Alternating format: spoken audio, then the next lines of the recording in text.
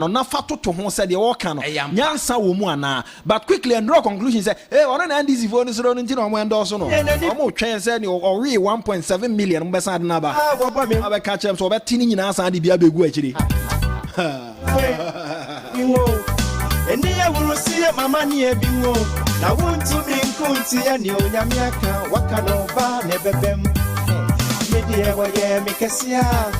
Good morning to Minuaba IVF Free or University of Ghana. Bonsoir, ni penti ni nyamakwa. Oh yeah, me what the bonsoir. Yes, Sempera is back. We're missing Sempera on your morning show.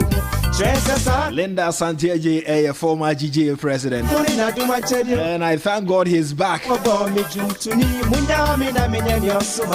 Every misfortune is a blessing. Sempera.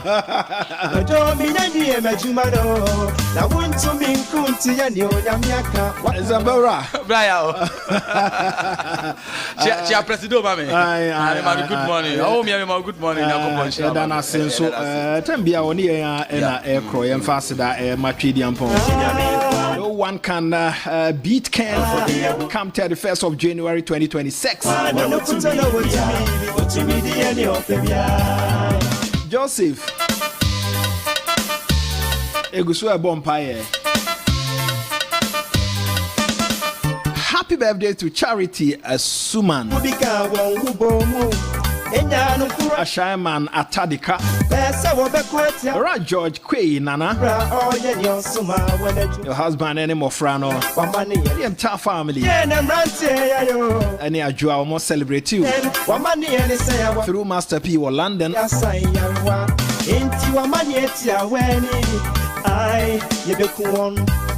You bet you won't care for you want some. You bet you want ya baby. You send ya beya. Omodin, I won't pet in on side Yarawa. Oh, Yami Maya Kira Nini Pansempty. I bet you want to move back to be. Mame Abena Nyaku Kume celebrating a birthday. Abena, to God be the glory. Wa hit 40th floor. With a big miracle. Happy birthday to you once again. And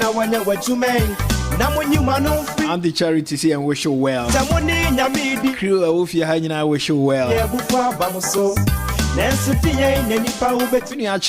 UK, good morning. Emmanuel McCarthy, thanks. Kenda say nothing can stop.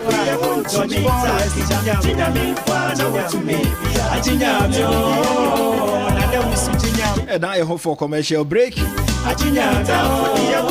I said, what's it say? Buy young comra, you buy your own commodore and a bit in the anonymous deputy finance minister. At the Sojaman Mrashibujani, or the two judges say, Yura John Dramani Mahama, na Mamwe Bokone Yeno, Nanya dia scandal Bakokrano, a Piomo, and you be as a Bosumi Croy, a DNA Siwamo, Yamati for good morning. A quick one, Edward Obankrata Mahama to remove EC chair deputies. Daily Guide banner headline. What do you mean? Attaining food security, government and seed imports. Graphic Chronicle.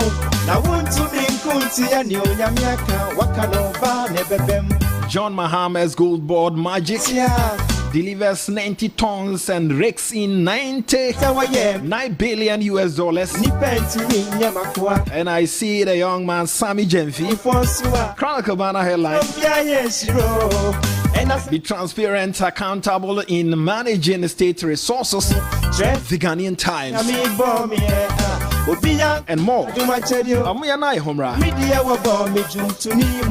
I can afford to be predicted. Yeah, now this year to be predicted. Sure. And then as a missano. And only as a missile, Brian.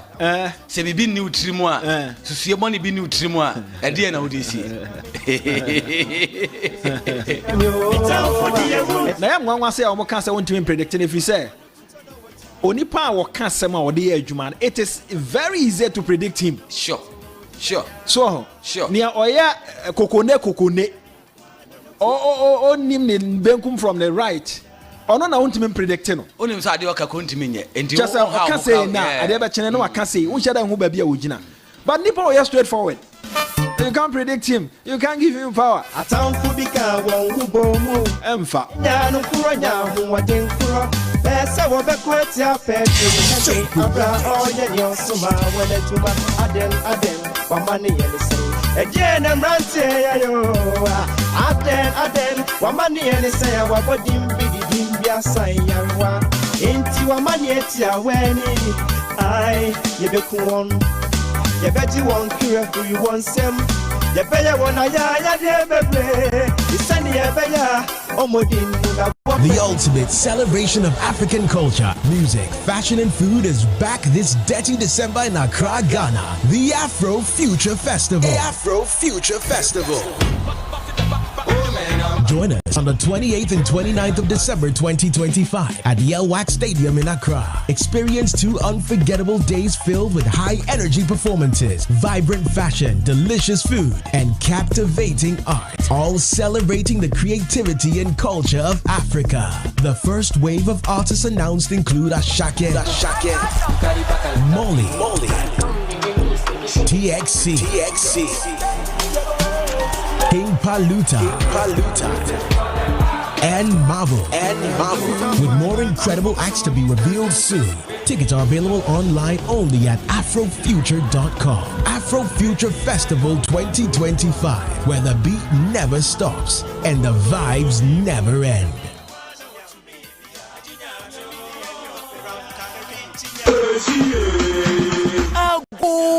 NPP adishima mamincho kwanya obefa so a obetua woto na aboa ma manyuko na gina ne naso ewo sikasemu ye wonyi mu nan metre 4 categories: bronze, silver, gold and platinum. Busumi bia members ebetua 2 Ghana cedis, silver members 5 Ghana cedis, gold members 8 Ghana cedis, and platinum members 10 Ghana cedis. Ebia won fasodia etechi metre benefits nani tua no so simple. But star 920 star 270 hash ai star 920 star 270 hash nedem Eye contembrantem emuda ho fine esanso ye convenient. NPP eshi rado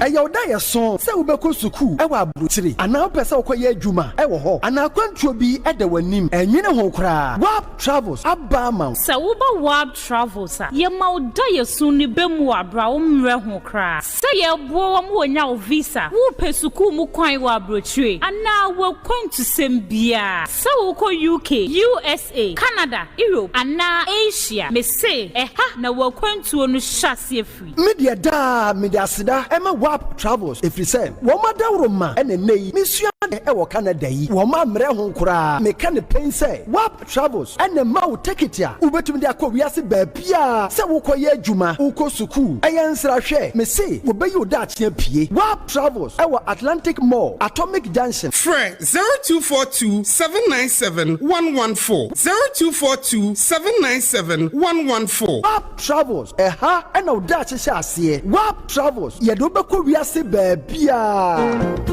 The ultimate celebration of African culture, music, fashion, and food is back this dirty December in Accra, Ghana. The Afro Future Festival. The Afro Future Festival.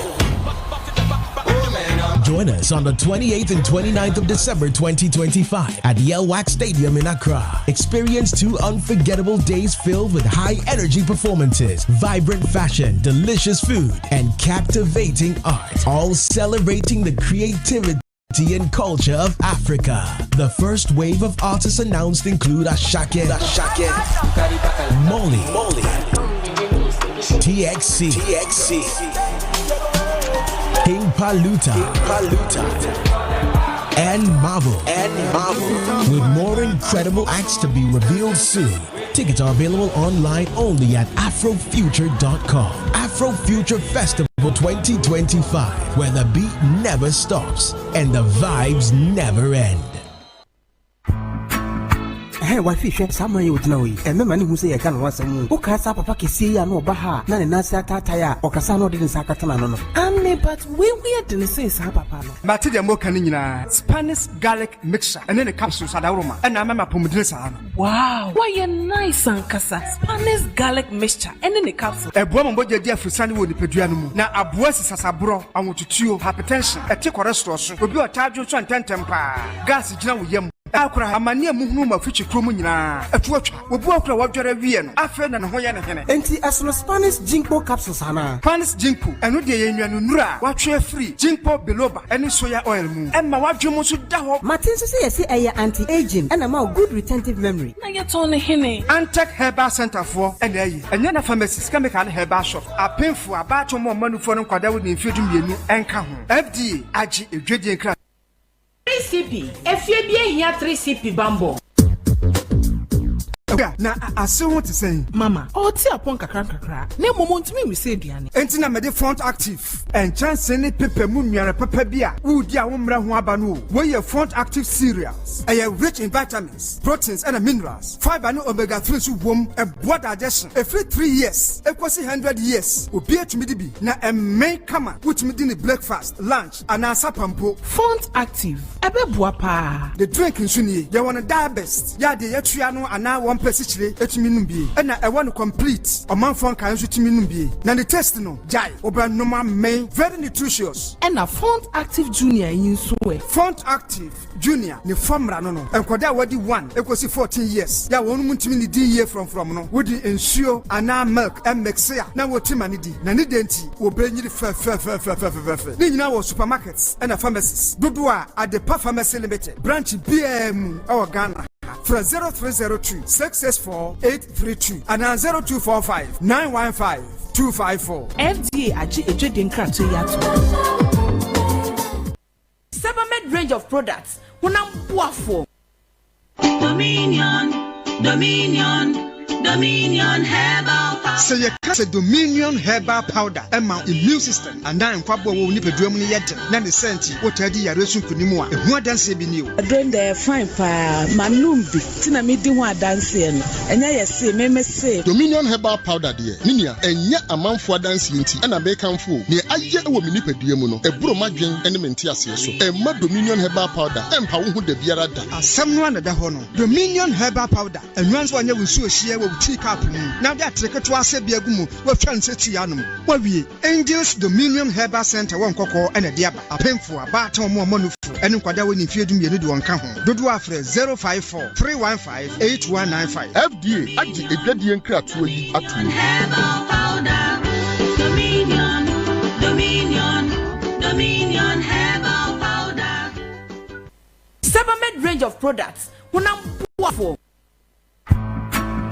Hey, why fish? Some you would know. And the man who say I can once a moon. Okay, Papa Kissi and Obaha, Nana Nasa Tataya, or Casano didn't Sakatana. Anne, but we didn't say Papa. Matidia Mokanina, Spanish garlic mixture, and then the capsules at aroma, and I'm a pomodressa. Wow, why a nice Sankasa, Spanish garlic mixture, and then the capsule. A woman bought your dear for Sunday with the Pedrianum. Now, a voice is a bro, I want to chew hypertension, a tick or restaurant, will be a charge of 10 temper. Gas is now with yam, and Malcra Hamania Muhuma Fichi kromu nyina atwatwa obuakura wadware wiye no afa na ho ye ne hene enti asono Spanish ginkgo capsules ana Spanish ginkgo eno de ye nnuanu nura watwe free ginkgo biloba ene soya oil mu emma wadwemo so da ho Martin so say yesi eye anti aging and ma good retentive memory na ye to ne hene Antec Herbal Center for ene ayi enye na pharmacies chemical herbal shop apemfu abato mo manufo no kwada wo ne mfedum mienu enka ho FDA agi edwedie nkra 3CP efie bi ehia 3CP bambo Ghana Fui Franco Esa the electrical appliances for Frabejaswo washing machines, Asian women yopo, CCTV cameras, and need out clear. I bet you know that. Saba mobile phones, this are iPhones, Infinix, Nokia, Samsung, any the home, anyone says Lucina, Franco. And now bring the air papa, ne water foam say Franco air conditioners, every 1.5, adequacy 2.5 horsepower, sounds of Franco TV, every 32, adequacy 85 inches. Franco, essence tabletop, double decker, any chest freezers, and change my hoarding cry. hwehwe Franco kwabata bi e benwo ne mum head office e wa Adabraka one Roxy Cinema ne die nimhwe frɛ 0246 422 338 and 055 5939311 Franco electrical appliances papa efi ya we de omam jemu aseme adana no pe wo pie me so sa mmaja be ma madam fo bi na ne ho akire no a me ba be pɛ mo awo ho yo aho kire bai wonya ne yade na eya ma na wade akura agu sese wontimi nya ko onama na opempem nipa ohu ade yi oh we de banti case kura me ka ho ko fa no bra na me fa mo nko Boate Natural Health Center Tifo Dr. Boate sua ni ho ayaresa e wa America mem Boate Natural Health Center ani ho asem de ma kire sia me hunu bi da Boate Natural Health Center ebinim se ne yade e fa no glaucoma no eni aduro enya no kore da se glaucoma na cataract eyeta onfa duro bi angu so onso wa duro bi a obanum aduro no aduro no obayi dipadua no mu adwuma ma ohade a na ye mienu miensa nya broni fa no double vision oye ho adwuma pa afa to da bi a no nipa ni ayese de ya sa nwea bi agu so no na ni ye ne ya na producio ye na ni aye kokokoko eno ni yade ni bi no eni yade ni bisade wa kire wo hunu ebi so benu a wo hunu ye broni friend Tarijon ehu pa Boate Natural Health Center how bia wo nipa ni say so aye uyisi say so aye kusu ayese de bobi na asie anaya na producio eni fransase no ebi no Boate Natural Health Center what so akoya oni no operation na operation na ti wo how nko na wusi a sa wo ba no ho a asem bia sa Boate Natural Health Center so nipa bia ya na wani ahonhono no how kase pa na wo yesi a Boate Natural Health Center obi mfa ne yade enko ho enkasa me ko ya anye yie kuma se owo so magazine edwano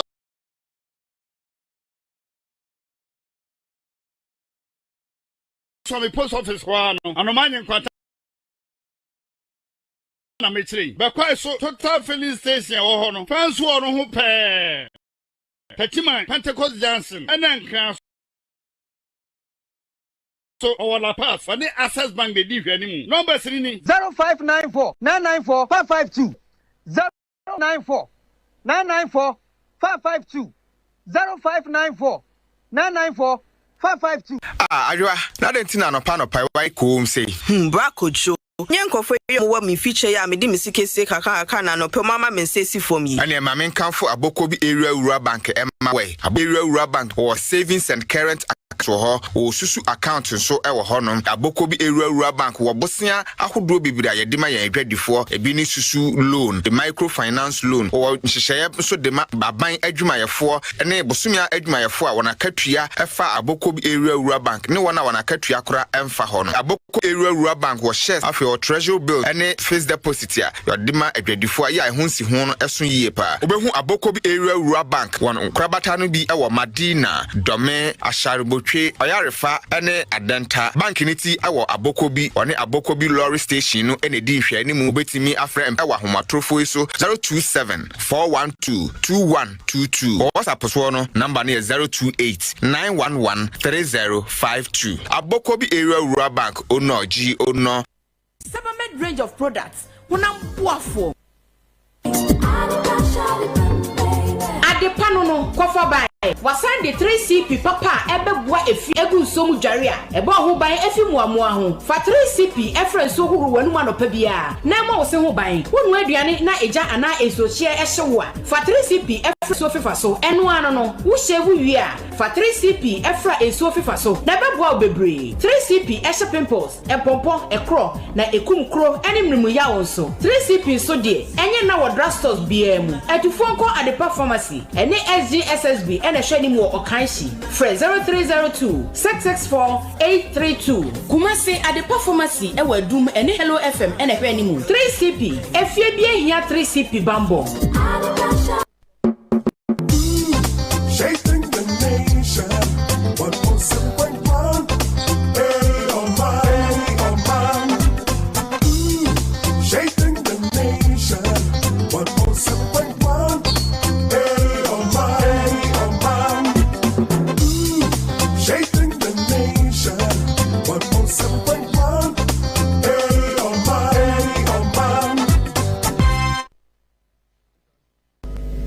To delude ourselves, we must ask, how come a party with the philosophy and vision for humanity, that's our main strength, humanity of our tradition, how come we have been reduced to the current situation, a situation we all regret or must regret. How come? This thing didn't happen just like that. If we take care to look at the electoral history from 2016, 2020, 2024, and if we are sincere with ourselves, we would know that the electorate of Ghana has matured. Nobody can deceive it. I assure you, I believe this electorate, the Ghanaian electorate, I'm not talking of party electorate,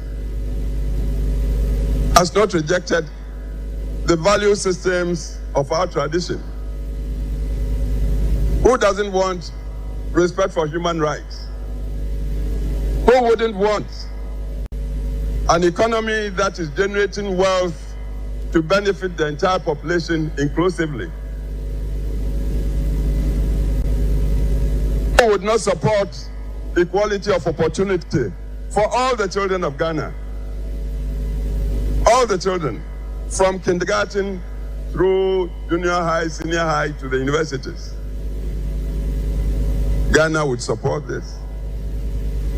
Who would want to live under a dictatorship that would grab people and put in detention 5 years without trial? Ghana does not support that. In 2016, the nation very liberally gave us power, huge majorities. But just 4 years later, let's be critical with ourselves.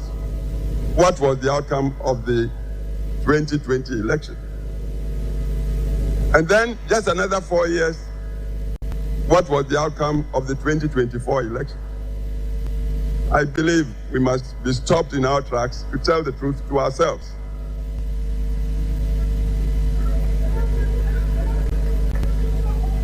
I believe such self-critical analysis would be the first step to our regaining power. And it's possible for even 2028. Children of the UGCs, we have forebears. We have a tradition of respect, a tradition for the search for the truth, tradition for self-emancipation. Men and women who will not tolerate injustice and go sleep, they will rather die. That's why sometimes it pains me very much when I see signs of injustice in this party. That is not our way. Our founders did not set out to do anybody mafia. They were the custodians of fundamental human rights. Some Ghanaians think that the UGCC leaders did not want independence. Then why did they form the party? They only resisted oppression. They only resisted a monolithic interpretation of politics. All powers in one person's hands. That's what their protest was all about. There was principle attached to what happened. Sought independence. They met in 1947 after a number of other meetings, and in Sorbonne, they drew a constitution for the country, a constitution which contained separation of powers, fundamental human rights, respect for one another. The last letter Dankwa wrote to Kwame Nkrumah in prison, he told him, Mr. President, I'm a very sick man. I'm advanced in age. I have done nothing wrong to be incarcerated. I ask that you release me to go and spend the rest of my days in my home. I want to remind you, President Nkrumah, how the white man treated us when we were jailed after the 1948 riots. We were given freedom, even in our containment.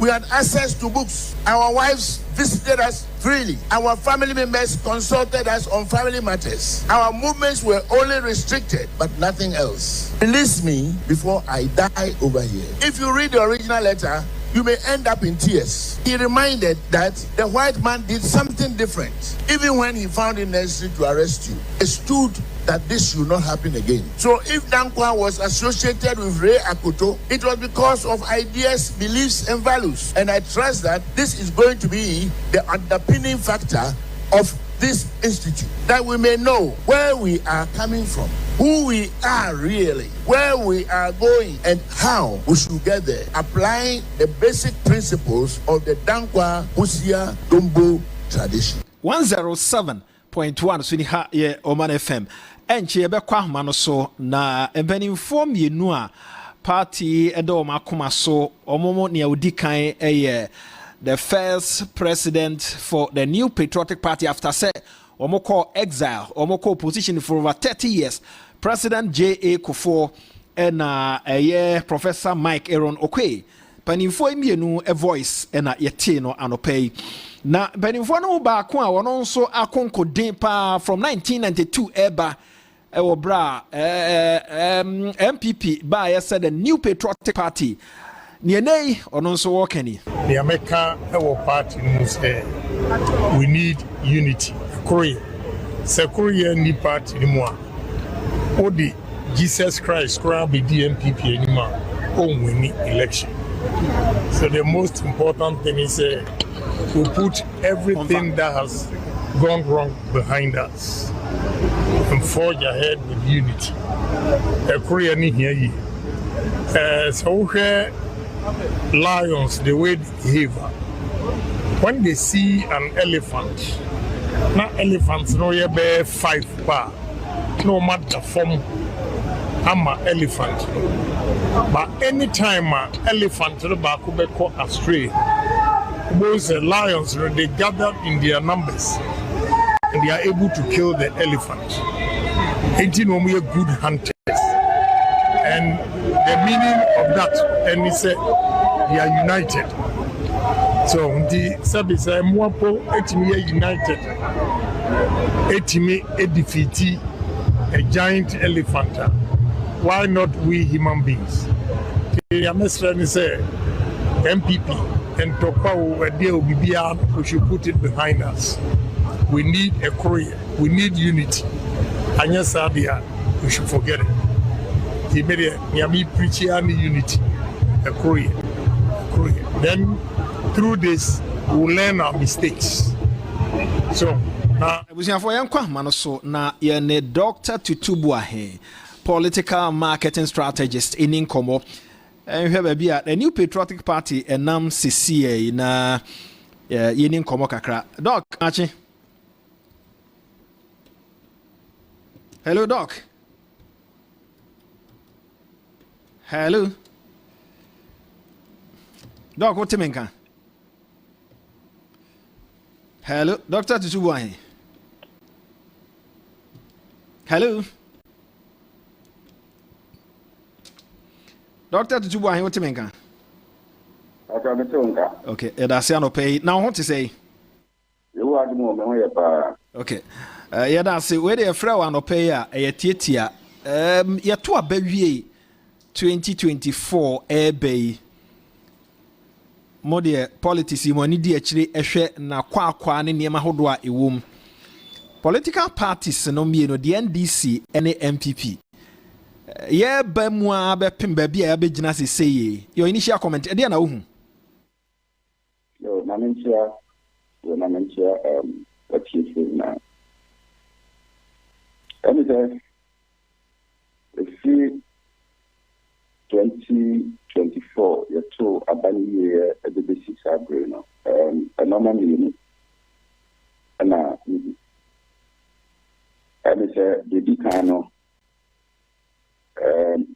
you know me no any what you say na da dia to say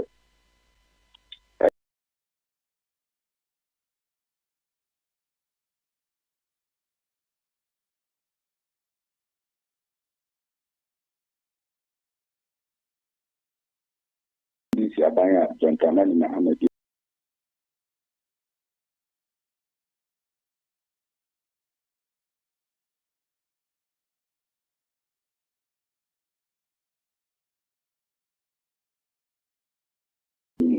Airborne Mohammed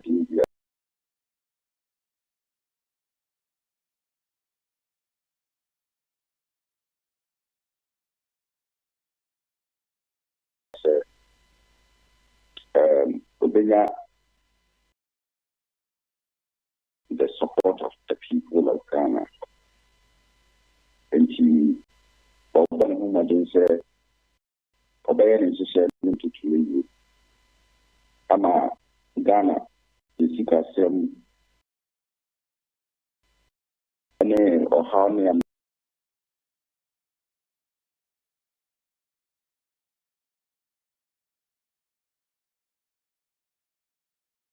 ɔman nkɔ mu no ɛbɛtumi atoto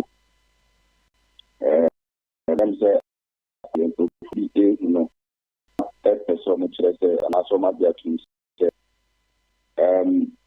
NDC aban a Dramani na Hamadi Anim ɔmo ɛyɛ adwuma ɛbɛdu baabi bɛka kyerɛ sɛ macroeconomic indicators no ɛyɛ adwuma na ɔmo de abɛto dwa ɛdu baabi na ɔmo abɛkyerɛ sɛ ɔmo de ɔmo ko atia ɛtaasehyehyɛ ne porɔyɛ nti yɛhu dwumadi a USP edi nsɛm a ɔka press conferences a ɔyɛ Attorney General nso wɔ mu ano no so abɛkyerɛ sɛ nnipa wei awia Ghana sika ti ɛde wɔn bɛkɔ court na no nso egu so a ɔrehyehyɛ ɛno nti wotiri mu no asɛ NDC ɛyɛ adwuma ɔmo baayɛ ɛne sɛ ɔmo flagship programs bi ti sɛ nkokɔ nketenkete ɔmo ayi Shaping the nation. And then other programs. But NPP will a lot of parliamentary seats. In terms of the presidential election, NPP as of 5 is a 1.7 million votes difference. Now, the election is a Samuel Brea, the losing parliamentary seats. When and presidential elections, Uncle Yi. When we into the Madana for a sorry PTI Cassiano. Then he said, no, and said, Damaye. Now, the young man said, acquire a cool and other party. And it could be also a pretty insulin. And there's a party near party no intimacy. And for arguing to arguing home. And your mother said, Omudisi efficient. Nemuno, I am to travel. Until you are flat and to my patrano, the soon near sign near China. Said the way I almost about the data. Omni na body na sabi Zebia Sanka would be anywhere, but then it's having extra of work of a passion. And so we did a about it is why I empty to more after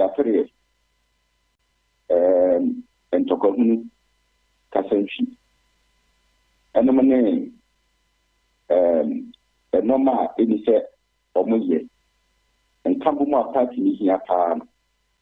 Would be young and I didn't say what Nasi Nwaka into the party before after candidates, presidential candidates, and then Omaka. Michelle, the National Executive, Council of the NPP. Michelle Nana Kufuado, Michelle President Kufuado. Presidential aspirants in the nation. The Papa said, the no empty. Now, Omachi task force is so empty. It is the Omo April, Oma Kuma so Mbayana. And one crowd, Omo Aye. But your mammy can see be a say, a brain and a brain woman. Senka. And I was all kind of so kind of prana. You pet a quanta passo. Now, they're coming. But the economy, apart from that, will be a wood, would be a man at the top. The Biafra will be sitting in Simka, nti so bi ko tina simple so a ɛwɔ sɛ nka ɛtumi ɛtɔn ɔno ankasa adwene ne pɔ ɛne nhyehyɛeɛ a ɔno de ato akwan mu a ɛbɛtumi aboa NDP party na aboa ɔman no na nipa no tumi akyerɛ sɛ delegates adwene na apaakɔyɛ asɛm foforɔ nti ɔmo tia ne yie a party no tia ne yie a ɔmo nhyehyɛ biara a ɔmo de ato kwan mu no ɔmo nhyehyɛ wie ɔmo bɛyi flag bearer nso ɛbɛyɛ Ghana football club bi ebi baabi a yɛsɛ obi kan wa na ɔkɔ akutua bi ni losing bonus ɛde ɛne ka hwɛ han na bɔ na akɔso kere bisa na ama aka kyerɛ sɛ bi sisi ɛlɔke ebi bi bɛhyɛ bi sisi ebi etia losing bonus ama no nti saa ekuo mmienu no amanyɔkuo mmienu no efi 2024 besi na yawa me na wɔkasa yi ɛsɛm no gyɛ dɔɔso ba kintimi nka ne nyinaa wɔ nkyɛn Dr. Tubu ahe nea wɔka sɛ ɛkɔ so wɔ New Patriotic Party mu ɛnyɛ part of politics ya ɛduru time apreapre ɛbɛba a wobɛte nsɛm bebree but ɛno akyiri no nka bɔ mu tumi ba ana Bimba ne bɔ ne nyuma sɛ sɛ mu nyinaa gye a ɛde ma no ɛna wosrɛ nso gye a ɛde ma no nti sɛ bi a obi ɛyɛ n'adwene sɛ ɛyɛ politics na ɔyɛ but yawei 2024 yɛ election yɛ NPP ko ya na ɛkoro wɔn ntoma ɛkoro abɔnten ɛbrɛ a no nkɔyi presidential anaa fagbera no ɔmo wɔ ɔmo ntoma gu abɔnten bibi ɔmo ho atɛm ɔmo ho aworoba ɛfi kaa nneɛma bi a ne wosum ase ɛma ne pie yɛ ɛno yɛ akodeɛ baako a ɔmo de maa NDC ɛno nso yɛ adeɛ baako a ɛmaa Ghana fo hu sɛ ɛyisi na ɛkɔ so wɔ party no nti ɛsɛ deɛ wofiri o deɛ wotie o ndra se wɔ na ntɔn bi so nti yɛ wobisa yɛ asa na teɛ wobɛtumi yɛ politics na woyɛ no in a decent format and the politics. I am in the research address hate speech doesn't augur well in political communication. Or time, and it's signing a whole back after our politics, you know. The more party the other financial and what. Including what the current here. What is your color? Let's say what the brush center. Again, the treasure colano. Whoever did not have it. So, maybe I'm sure that NPP a party and in before party. We didn't know this about NPP. Family you say the baby NPP. I can be no name. You see the NPP. First, you NPP in 24. My third year is 7. Then you be a crown and the name will crown of crab. Crab and Maho Kawai. I say, you did not and the blue association will go there and have it in the amount. The party, based on some of these things, gradually, party no, actually, a minimum or kind of minimum. Mamin komenim mjili se no waka ho nsem bebre 2028 elections ebekɔ so parliamentary and presidential elections ebekɔ so no o hwɛ ni mu se MPP enye den se base omo ebe wini a we it's supposed to be like a 1 hour to 1.5 hours program, but yeah, you can oh, yeah, essay as an idea happen. You can't pay and come boom. You can't pay and just yet. And then you know what Facebook could be papa and I didn't hear and I go for the Briacasa, can of Wakasa, and India for Wakasa. That is the Wakasa. Indian Shanifa and Kabumi and that party. Monshana Montemohwasi. Monshana Montenas is in Yamam, the Fubaku ever. I mean, look, they're gonna for yes, Ghana for time. No, party. Once upon a time, now command the majority. Now your membership in parliament keep on reducing. Now never from. So now it is a protest from Ghanaians. Say the MPP from 2017 up to 2024. Ghana for a bonus. And the SSRN said, Anka, the business Sakai, Ghana for a business Sakai or party. Are you saying, sir, 2024 after the election, Bepim Sabri, MPP, Enyan Sakraibia? And she said, nobody has to claim. But I did Bema, you say, Ghana for, he said, oh, and Sakrabi, Abba, Sunni Bandi, and Yedi, so, and the Yedi Abba. And party let me account one. She say, before we could now know your dinner. And she has yet. So, young, dear, presidential aspirant in Akusia. Now, almost drinking, almost campaign, and then almost normal.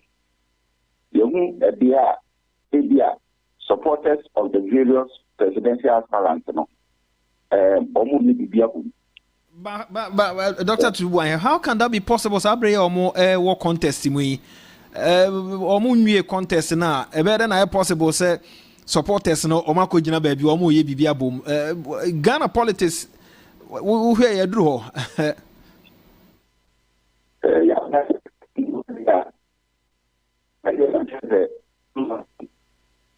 I think Ola no break kakra. I feel what you mean. Metonka. The church, I think be away, and I'm with the can near the shop here. So, but political party was suffer defeated to see. Oshe after the election, no, in some hodwa koswa bepim sabre. Binu who say. Kakra party no ejina ne nan so ntese yeto aba ne wie nsema na ekoso no nti ba metie wa say wo hu no say konachi mom rather than say banen whereas crom omo ye campaign yi wo hu no say ya enye sa na me kire o me nka say konachi o okay that's me tax so we got fishi ye man na dia ni di yi e dia na betimi ya ma dia che no ansa no say nya fofuradi but tell me say no hu say fama da su gira ni yem to us had the chance in cause so much antifu from him. I don't chase our men, I don't chase a Diana what you do, so I say. So we are actually expecting more. We are expecting more from the candidates and their teaming supporters. We are expecting more from the leadership of the party to do more. So, Kakrana, why you know, but yeah, perceive who know, say. Why I'm a general brand. 2028 election. His Excellency the President John Mahama Nyadia Okubi one Kasakraka Gombe filled a new candidate. MPP and so prepare Oshe when Nimua Diana Uhun about 2028 election now.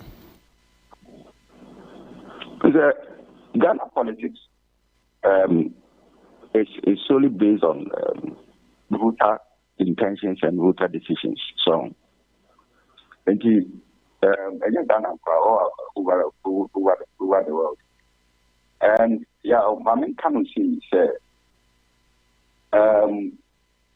in 2016, NDC received over 1.2 million votes, and it was Adia na mefani say it didn't see that. And Ghana bakwasemu na batu abakwasemu ni yin bi that. So Emma MPP for jubility and it was a resounding victory for the MPP then. And again, going into 2024, voter intention and voter behavior changed. Society. Then the table turned in favor of the NDC. Ubia Nanka Ghana for say, oh, Nipa we want to name the disubie. Ghana for to have man by. Now, party and Ghana for say, oh, party ni M1 Ghana. Ghana for to have man by. Into the bush as a DNA man, Ghana for the society. So, Ubebis as a DNT NDC, and His Excellency, John Dramani Mahama, a Samba Abamubium. The simple answer is Ghana for say, Omo actually NDC answer. It's Abia, Omo Samba Banua, Obeyashi. Now, anything that men can't say, Ghana for shedding say, MPP for a year and she say, at the number better to come in a couple. So, Okono is here. Two sides of the coin. It's either the head or the tail. Now, my main case between the contest of between MPP and NDC, will be mistake, will be downfall. That will be about power. It's as simple as that. So, number two, Ghana for your margin say, what can I watch it? You say that we be papa be our way. And now they also ask you, Kurano. I say, we should be our say, we need so. I don't know if you Ghana for agency sound.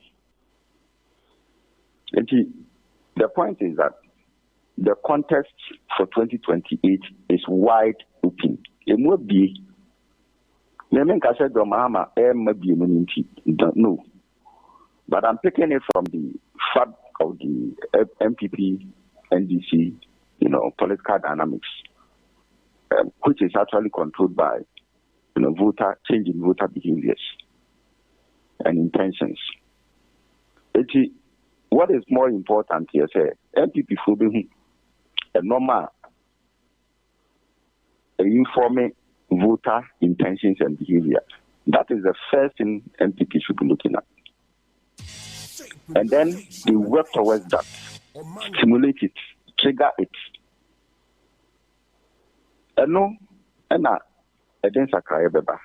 Baby, Janasi say as a strategist, political strategist. At the end, I want say, "Ye no be informing the voter, the Ghanaian voter, ama what to aba to that direction."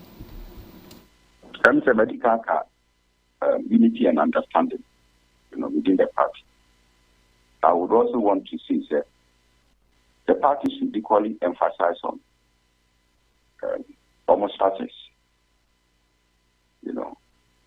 And then let's also academia said we should begin to see a vibrant MPP. So the line of arguments, which for me, within even this space of the macro minority, I said, I mean, when you listen to debates on the floor of Parliament, when you listen to the likes of Pedro Konkroma, and people, I mean, recently killed one other MP and said, "Shame baby." Doc, Fasima, me brain in Tina, and common brand away. When we listen to Omo debater, who say yes, this is scholars speaking. They know what they are talking about. And if they are able to prove that, look, we are putting up a very strong, responsible, opposition, detailed in facts and figures.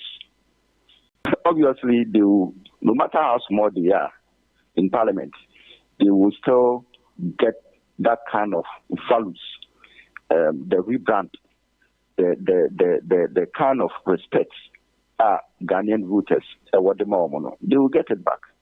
And attention will go back to the party. That party should begin to look. Okay. Doc, mame na wase anope ye bre nti bre kwa ni mu asem foforo ba ye besan ba. Yeah, so that's it. Tutubu ahe Dr. Tutubu ahe political marketing strategist na ye kone no din komo 107.1 so ni high Omanfm.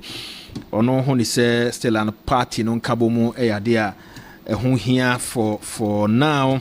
Sebeya ebetumi ama party na timi win power come 2028. The America our party must say we need unity. Okay, 107.1 so ni ha Omanfm ye hwe the obon krata no nsem na de aka no ye de account ho. We have a tradition of respect, a tradition for the search for the truth, tradition for self-emancipation. Men and women who will not tolerate injustice and go sleeping, they will rather die. That's why sometimes it pains me very much when I see signs of injustice in this party. That is not our way. Our founders did not set out to do anybody mafia. They were the custodians of fundamental human rights. Some Ghanaians think that the UGCC leaders did not want independence. Then why did they form the party? They only resisted oppression. They only resisted a monolithic interpretation of politics. All powers in one person's hands. That's what their protest was all about. There was principle attached to what happened. Sought independence. They met in 1947 after a number of other meetings, and in Sorbonne, they drew a constitution for the country, a constitution which contained separation of powers, fundamental human rights, respect for one another. The last letter Dankwa wrote to Kwame Nkrumah in prison, he told him, Mr. President, I'm a very sick man. I'm advanced in age. I have done nothing wrong to be incarcerated. I ask that you release me to go and spend the rest of my days in my home. I want to remind you, President Nkrumah, how the white man treated us when we were jailed after the 1948 routes. We were given freedom, even in our containment. We had access to books. Our wives visited us freely. Our family members consulted us on family matters. Our movements were only restricted, but nothing else. Release me before I die over here. If you read the original letter, you may end up in tears. He reminded that the white man did something different. Even when he found it necessary to arrest you, he stood that this should not happen again. So if Dankwa was associated with Ray Akoto, it was because of ideas, beliefs, and values. And I trust that this is going to be the underpinning factor of this institute, that we may know where we are coming from, who we are really, where we are going, and how we should get there, applying the basic principles of the Dankwa Husia Dombo tradition. 107.1 soon near high Omanfm. Inguma Kwaba. Me we announce why. Yankopon adom ene mpai bonti hodin o. The Yankopon say odo aba be kan nyinsa na e ba be din kom. Abna chan Kwaba.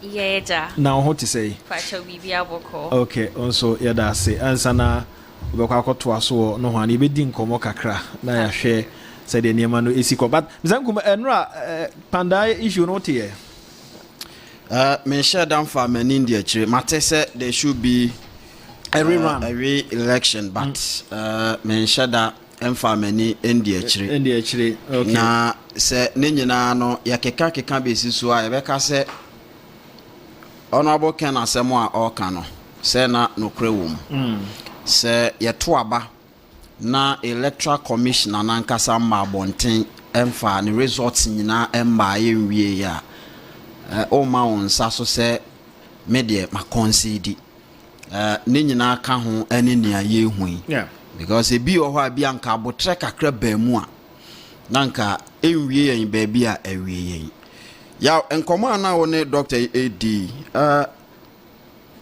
wayade on sɛ ɔte MPP abakwasɛm ase wakyerɛkyerɛ nsɛm mu kama but ya adeɛ baako a ya na mebo enwe me ho so ɛne sɛ so obi ka sɛ MPP party 2024 sɛ olusu ye no MPP for na ɛma NDC for ammunition sɛ no mo de yɛ adwuma against them any saasem na na mente ase because media na me hwɛ ni mu sɛ nkɔbɛka sɛ ebia obi kan we na no na NDC for de yɛ campaign but when timi anka bibia sa no dey say unim say politics no edu time aye run presidential primaries and aye run primaries bia ensem ahodo bebre no ekoso empanimfo no nso a saabre no mo run no omo nyina obia ba bonten ewura ken aba be ka sensem ni bi ho ankoyie ewura ba omi anso aba ka sensem ni bi ho ankoyie nti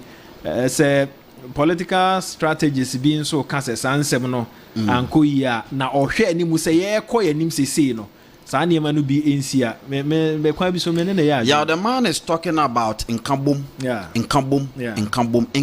ehun hia and that is why you reckon on Japan ne campaign a oye nyina no edin da so unity tour tour sonko a odeka MPP party ma abom na wachro mo se ye wani daso ewo ho se ye toto ye niema yi a so ya nkabom de ehun hia and I don't think say obi ebetimi atena se ahwepani bi anim edinatem but on my way ya yen yetimu no ya ye obibi psychological intimidation ni nyina ewo ho your physical intimidation and other types of intimidation obi betimi akasa in a way na ofa kwan bi so aye ya nkabom no de benya ana no wo wahwemanim yakoto abamanya 92 party the same party na ye ka ho asem sese ye ka ye ho bom no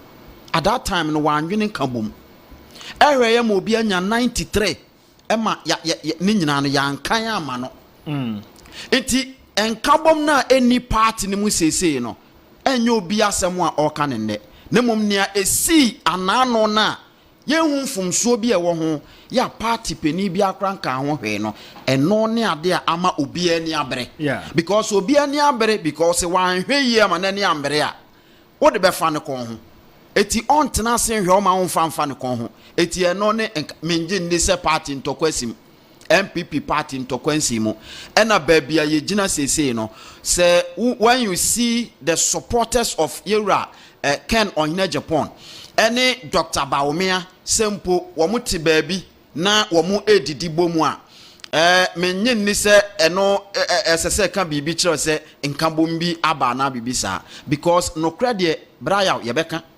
enra fojo eti ha ye adwuma enen so ordinary laptop ebesi am ye sure so ba beto aso aye se adwuma enra ya nwie eti saa no kre ne se ye ka kire wo a mema ne nye wadwen so obi bu animtia.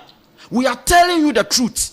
Esese ahi wanim ne ka no kre kire wo nti wo papa ne me papa ne watia me nanso ma na ye me ya me nsase me ka so dadi na den watia me nanso sei ana wo nice me nan so na me kire so agya eye me ya nti you nan still a wo nice so usiminye din for nkabom nti me gidi se ora tutubu ahe ne na wo ka no ye o kan se obebie TV obekọ social media o kan de na madwen se de metie no ya mrantie no bia o mato o manu agum panimfo bi so di o matem no me gidi se ho na ode nani sa tem die no bi na me pese me te baako wo hu na me pese nka me te baako pe se mrantie bi di panimfo bi na me pese me te se kruma oh and no you see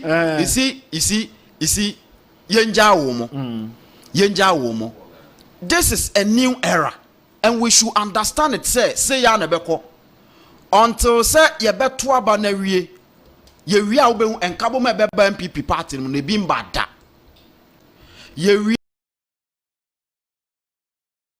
MPP party no ekwan obe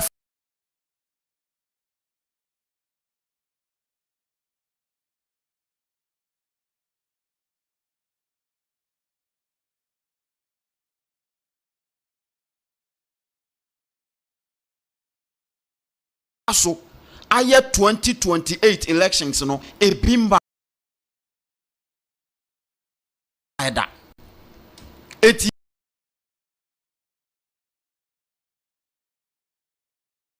nya abotre ne abako ni nyina no. You see, now social media enye vibrant said ye ene nti ye nya botre because say ye nya botre na ye fansa say o party ni mu ache na yese ya wo a won so wo kan sa na ntimi mpagya bibia amba abonten no wo so ma party no na ni onyam no akofom yaw ni ameminim ene say you see nyankopon say mera nanim ewo odawum yemra nanim ewo ayeye mu emfa ne ntonto ne na ase emfa ma no ye da nyankopon ase in advance say party no enchichemu ne menteme ho ase ene ade ne nyina no ekwa wiye because honorable Ken ohine Japan ewi ni niama ne nyina tu betwa but say baby a ye gina ne de o komede no etima ye nyina ye ndidi nyame ya adom ne yenya aduane ne di wia afei obia beba back Dr. Alhaji Mahmoud Baumia 2023 owi ni wie ye nyina obia ne bere owi ni wie ye no ya ye nyina ye back ebe support MPP party no eti ma yenya abotre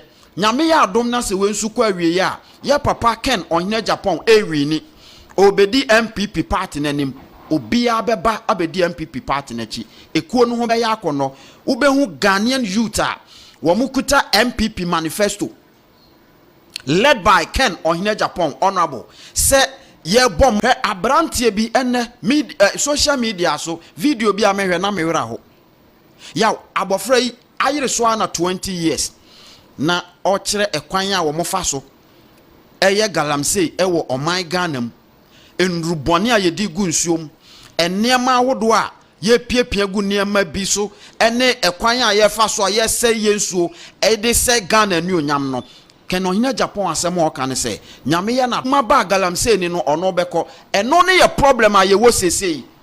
It is not about NDMPP mo say ene ye nyina ye pre making sure say eniema betimi asesa ene ade no I mean eno ne ade ye hwe ni mu because MPP party no say ye kan nipa hodo aka nyina tugu na nipa kakra bi nkoa na ye consider wo mo enipa kakra bi nkoa na ye recognize wo mo na so mo nkoa no edi party ni mu adodo de saa na ye tena ho ade nsa hye dem refam so eme nka because ye kan party na nimbegu asia enye nokre komeme constituency na kwana hwe sika nkofo boboso platform amewo so opa ye wi amembie ma na hwe sika nkofo boboso a ni nyina esese nkefa MPP party nim na nipa esese sika no kosi omo nsem ye pamo wo mo a day before elections ye pamo wo mo a whole constituency treasure na ye pam na free meeting asese abato na ye koye no e ma ne nya na sika ye de operations ni nyina no e fa baby foforo ya nkofo ntimi record sa niama wei na ye wura Ken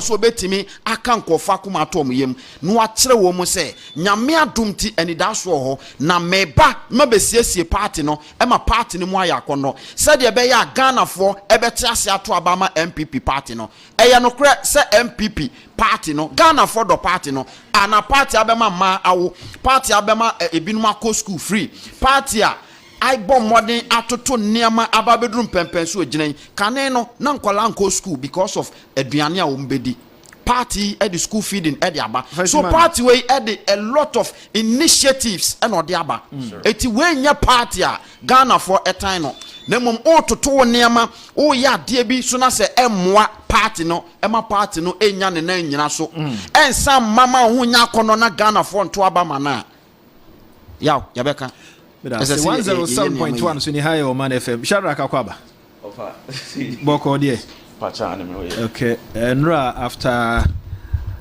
figures out the go abonten no na ho be hia sene ye beto aso na ye di ho nkomo kakra na mameni abenacha ye nhwe se de mana fam nso nkomo no siko be some 5 minutes bi na me man kwan mo nkoto aso ba bia abena once again Akwaba na ho te say pacho me hoye ma mo aka mo ho abom se mo support Ken no mo botaye ye den ya Okay, thank you very much for the question.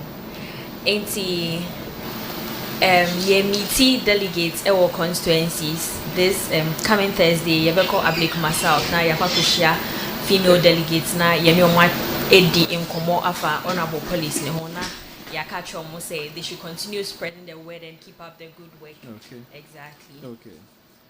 Toaso. Ainty ye making sure say ye treachery policy be every point a job creation send ebe benefit to omo as a benefit to omo man. For now, what do you saying? Okay, ladies for Ken for now Accra ladies 30. Okay. Yes. Okay. More open more doors say obi person join Exactly. between about okay. Yeah. So obi person join more better. Okay, in Tisiano, TikTok, the handle is Ladies for Ken. And our Facebook and so Ladies for Ken.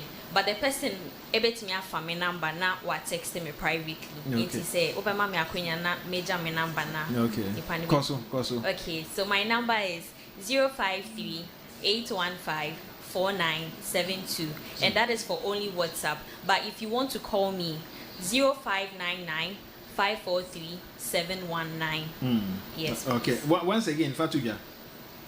0599 543 719. Yes. Okay. Me da se kona kotwa so e won hwana me ne Shadrack enko yenkomo no so. Thanks for coming on TV na abana cha e kwa kotwa so e wo ho. Okay. Shadrack, afa yamra yensem no so but a few messages are mode aba no ye nam ase e wo ho. I started like a scratch of the surface, but I mean, shade kakra na nhwe se niema no ekoyi a ima check niema no yema na se yebeba sa message we so ogu se ku message na ekire me de ho asem e de ebeba na de aka no ye de aba beka ho na boaten e wo Ohio ye da se anope se onso oni e ka bom na bibia aye kama. I totally disagree with your panelist. Because of the social media, we should allow the insult to go on or continue to disrespect our elders. And I'm watching USA and on the way by.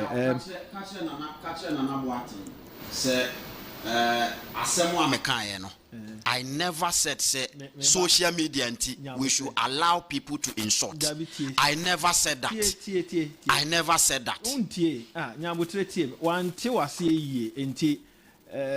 Me be catch and say yes na o kan oti asiye ansa no send message because atima want asiye dey o send message sentina na say obi otie o no enso enti ni enti on kan asem yi nya botre tie enu nti ne nyina ye wa ha no na because say wo no wo ye a media person now ye communicator nti no wonte asiye wo communication mo no sometimes a very different from ne ono nso otio ye kasa no mso atie no mso mo de message aba na ye nyina nso ya kyerɛkyerɛ ya adwen na ya disagree na ya agree so ho enye saa na o ka no enti onso nyamu adom nsɔre nkɔ ba bia enti o ka yi no asema aka kyerɛ nse enye saa na o pese o kyerɛ but na o pese o kyerɛ ma enti ase a efri Dr. Tutubu aheho ba ye no emu timi eda ho yie bisa income na o pese o kyerɛ sɛ asɛm a meka ye ne sɛ because of social media enunti na ama enkofo nsɛm o mo ka no spread saa okay. Na efri fitibra ye hya ase sɛ ye to aba wo man presidential primaries. This is not the first time eba so aba oti ase eti ye nya abotre ehwe nea obia eye bia na nyame ya adom na mmerɛ no so a ye wia obia beba back me kai so sana conclude no po site Dr. Baumia 2023 after presidential primaries no that's what I said obia back na menu asana o ka asem no nti yenti asesa emfa emano. Since the creation of the MPP party, this is the worst time in the history of the party. Choosing of a wrong party executives, wrong presidential candidate, and a wrong decision that is bringing the party down to its knees. Reverend Edu Osei Ena Ononso Abeka Najwen.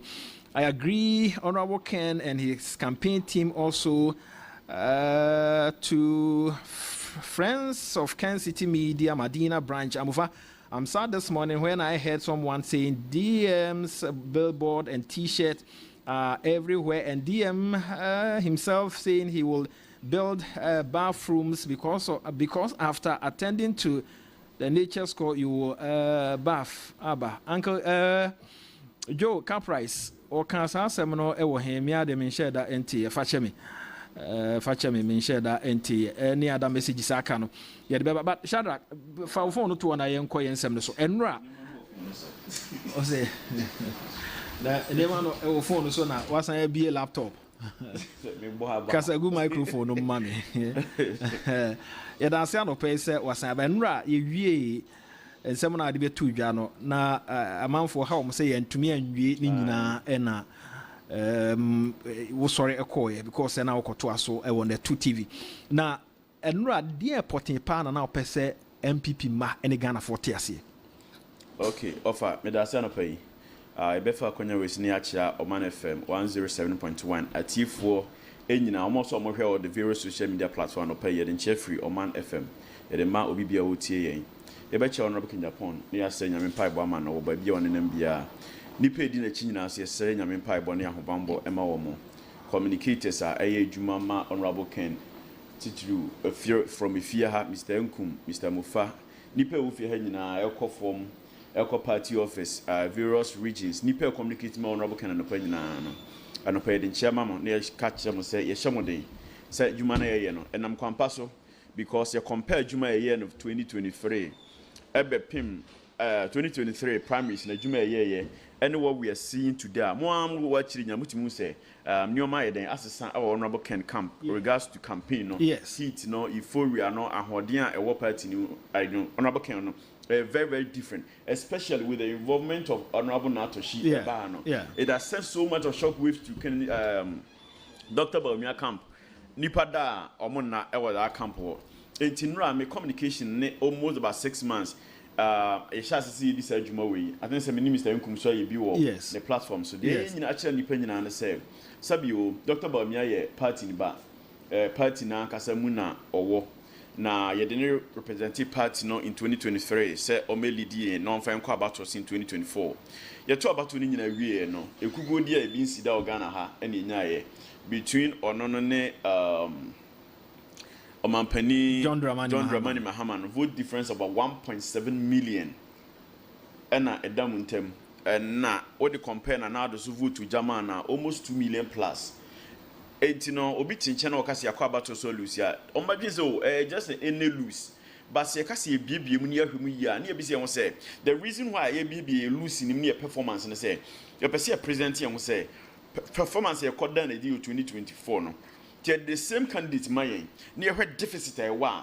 Are we going to be able to restore the deficit at the surplus crowd we can have a election and now say yentimi nyeden enye nti compare Dr. Bamian performances to against the year compare against MPP 1 MPs are winning elections the northern regions no yenya 9 seats out of that no but me lose to 7 members of parliament if you no you be compare say because the reason why I'm shouting from northern region is say you see Mami announce na men kanchro Omanfm motie ne say ade we a Shadrack no wo year to make sure say MPP betumi a win the next election.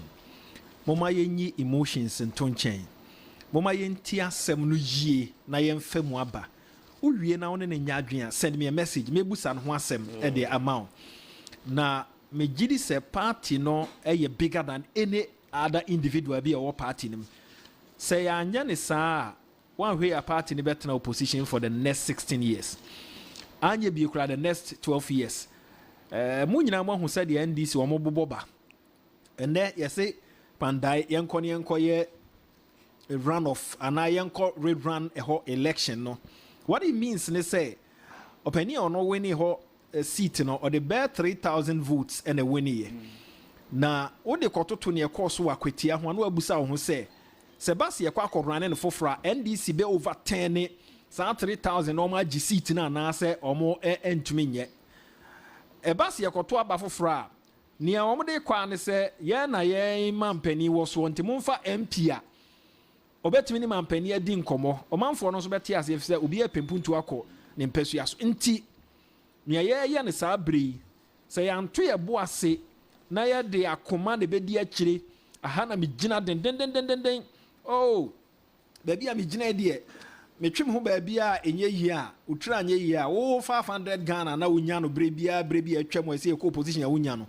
ebe take you be say 12 years 16 years ansa na wonsa etumi aka na mama nkwa hama no social dra quickly na mene ora enesadade enkonkodi enkomo okọ era Ken campaign no mu a wono ma ehwe media any communication no rather de a company for no na ye ne no ni nkomo kakra emfa free baby ase omadu menua emuache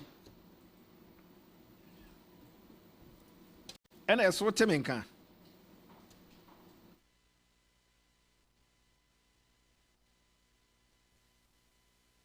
hello ena eso temenka okay voice no e wachiri no ha yenhwe na yenhwema yensa entumi enka enesadade okay ma yebehwe yensa kano na ote yenka ba yentene nka eye enti nia ye ne seseye fatoto wankasa nso adwen wo wutirim ho na to bo ase si ginaye se nyamsomu nia okotena so dem enyo adwen se oh motions ene ye tasmasi na we tan we na we tan won hwe a bigger picture ye party no de mom no obi interest na wo de wani ehwe utra anye yi ebe wi ase no ebe ya asem foforo ma me hwe se mensa ebe ka ewura enesadade a ns otimenka hello Ernest honorable me tonka okay very well yenso ye tonka pa ye da se anopay modru fa he yo adaroma tisi amene o kasa idea ye wo axim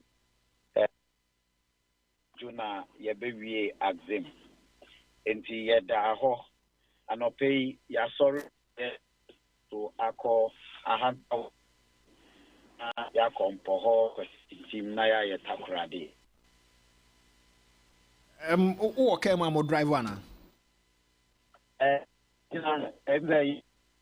na the ema me busa sa line no break nti ema yenyaw yentonka ye say omo betumi agina kakra ma be 5 minutes anke be ye de magina baby okay very well miaya hodo amokọ en hyase fa free baby amo hyase sen na situation tie yo me da se me chia na ma chia wetie for so aka ho na yeah this trip no so nim say ye ko hyase free eastern region nti ye eastern region wie ye ko wie wo yilo ye free yilo anajo na nti ye wie yilo be 10 pm anajo ena ye 2 ya ye di ye nimu kire western region anajo na esanse se di adwuma na ekono se ya nya ne sa ye ntumi wi emre no etiapa ena yewra Canada compare ko Japan so wa ye na adwene se delegate bia obehia obia ewo man yi mu ansa na mre na adu entino adaje ni posokra no ani se ye namo a ye adwuma no na anajo no ye koda kumase ye da kumase ena ye to aso ahimache no ediba western region no nso no ye ko share asie free ye first Omanfm central ena ye Omanfm west wasa Omanfm ena ye to aso a na ye di wura Omanfm east Prisia Huni Valley ena ye di ko wie watakwa ena ne nansa no nti enura no ye Azim area ha nti ye Jomoro Elembele ene Axim and Kasa evaluate Ajomoro Jura. I'm no pronouncing naedin. But yeah, well that is Axim proper. The no answer na Jonadia Sayen waha. And yeah da Axim.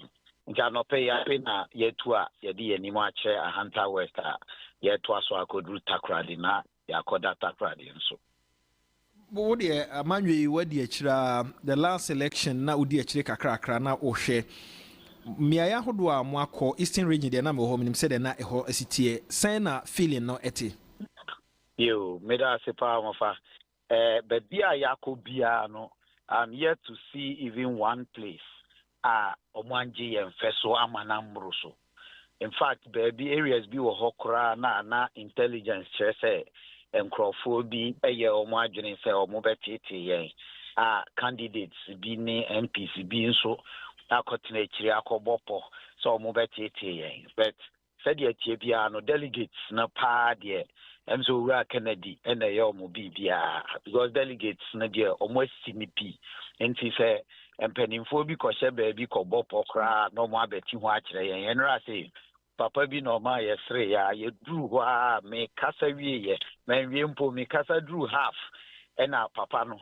ɔka sɛ ɔne me wɔ nkɔmmɔ nti yɛto a yɛmfoni na yɛyi no so na ɔbɛsɔ me nsa deɛ yɛsere ne sɛ papa no sɔ me nsa te sɛ ne ba wayɛ na adwene sɛ ɔnkɔ school a yɛtwe ne by force akɔ twe me kɔtena akyire na kyerɛ sɛ ɛpɔ a nkurɔfoɔ abɔ ɛwɔ mantam hɔ no ɛna na ɔka kyerɛ yɛn ɛna yɛka kyerɛ no sɛ ɛpɔ no deɛ yɛate bebree nanso even though yɛbɛdi ho dwuma no ɔno deɛ ɔma yɛ mmerɛ kakra na ɔbɛhu deɛ ɛbɛsi wɔ ha ampa nso sɛdeɛ yɛwura duru hɔ nom na nkurɔfoɔ bu fa so na ɔmohwɛ yɛn nneɛma a papa no ayɛ ne nnwuma a wabiebia nkurɔfoɔ yɛ mu adwuma deɛ wabia a wawie afei na yɛbɛfa mu nipa ɔmohwɛ yɛne ɔmo di ho nkɔmmɔ wie a na nkurɔfoɔ akoma abubu na deɛ ka akoma kɛse paa ɛno nti nipa bebree a ɔmo wɔ abɔnten ne sɛ mo deɛ mo delegate for yɛpa mo kyɛw momfa Kennedy Japan mbra na mo de ne ba yɛbɛbɔ mo akyi dɔm MPP for na mo akɔgye aba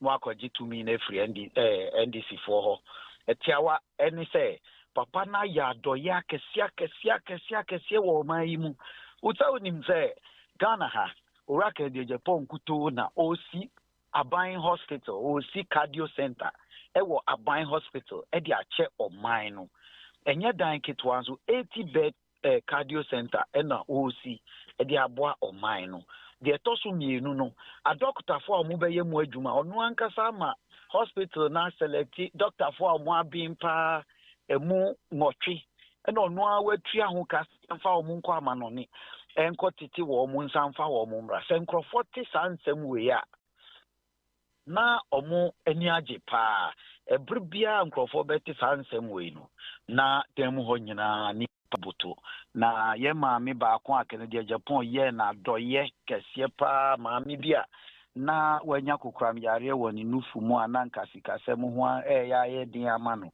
na owura Kennedy akɔtua na wasan asiesie mfidie a ɛwɔ kɔmfoanɔkye na wasan ama wɔn sika 14.5 billion titi sika no 14.5 billion na ɔmomfa nsiesie mfidie na ɔmomfa nhyehyɛ nneɛma wɔ kɔmfoanɔkye baabi a yɛhwɛ kokoram yareɛ no saa nneɛma no na woyi mfoni ne kyerɛ nkurɔfoɔ na mudi ho nkɔmmɔ a na utumi hu sɛ nkurɔfoɔ akoma abubu paa nti no sɛ wakɔhyɛ baabi akɔbɔ pɔ bi koraa grassroots no te saa nneɛma wei ɛne nneɛma bebrebe a papa no ayɛ sɛdeɛ COVID doomsday time koraa Kennedy kɔtɔɔ plant kɛseɛ de kɔkyɛɛ Tamale Teaching Hospital because ohun ne TV so sɛ doctor for the touch ɛna ɛpaapae nipa nkwa ɛbɛ nipa nkwa bɛtumi afiri ne nsa saa nneɛma na ɔmo yɛ no Kennedy akɔgyina mu akɔsɔfo woka nneɛma wei kyerɛ delegate foɔ na ɔmo si Kennedy na ɛkɔ nti no ɛm sɛ nkɔmmɔ ne ɛɛkɔ yie paa ɛna ɔmo nso delegate foɔ no deɛ ɔmo gye yɛn fɛ so paa nti adesrɛdeɛ na ɛyɛ a yɛde to ɔmo anim sɛ ma ne nkɔyɛ sɛ kenkenkwa sɛ ɔmo bɔ gye yɛn so kɛkɛ na ɔmo ma no ɛndane vote nkurɔfoɔ no ɛwɔ anigye mu kɛseɛ paa nti yɛwɔ gyidie sɛ 31st January no ɛbɛyɛ nika bɛyɛ nigye na nyame bɛyɛ yɛ adom a ɛbɛduru sɛ yɛto aba na awie no na owura Kennedy adi nkonim very well enche de nkɔmɔ no bɛkɔ na wie but megyiri sɛ nnura pandai nea ɛfiri hɔ ɛbaeɛ no nso camp no mu ate na nkɔmɔ bɛyɛ na ɛkɔ so wɔ mu mu pandai asɛm no deɛ yɛn deɛ mimi wɔ gyidie sɛ nneɛma a ɛkɔ so no yɛmfa mpaebɔ so ɛnta akyiri nipa bebree wɔ hɔ a wɔgye sunsun mu nsɛm so di kakra nti nneɛma a ɛkɔ so no ɛwɔ party no mu nneɛma a ɛfa party mma no ho ne nneɛma no media nnura yɛdi nkɔmmɔ yi yɛmekaeɛ ne sɛ asɔfo a modɔ MPP mo nyinaa mo nsɔre na mommɔ mpaeɛ ma party no na baabi biara a obi afa biara nso no yɛbɛtumi si ano yɛbɔ mpaeɛ nso sɛ deɛ bɛba biara no party for nso yɛbɛgyina brane na yɛtumi atu ho anamo na and as is it about Paiba now say about the right strategy was say mutumi party no nyina kabo mutumi teki na aboa ma niema isisi no yekɔ anim no yenhu bio ɛyɛ ne nyina deɛ meka na agidie kwan so sɛ Kristo ni nyama bibia wo bɛyɛ bia no yɛ mpaebɔ deɛ tɔso mienu no nso no honam fam na wo so ka sɛ strategy no nso mpaebɔ ne nyama no bɛba mu deɛ nanso ɛyɛ nokorɛ sɛ party dankasa nso sɔre gyina ne nan so na yɛyɛ nhyehyɛeɛ a ɛbɛboa yɛ nyinaa areas bi te sɛ sandae ne nyama no things can be better meme yɛkɔ hɔ yɛduru hɔ no yɛnim nsɛm a yɛteteyɛ nti party na nkasa no the aha party no ɛyɛ the biased nature of the people a yɛgya party na hyɛ wɔ mu nsa sisi ano ɛno na aha party no kɛse paa sanka yɛwɔ leadership no ayɛ ɔmo ho sɛ ɔmo primary objective ɛyɛ sɛ yɛbɛhwɛ party na ama party na gyina ne nan so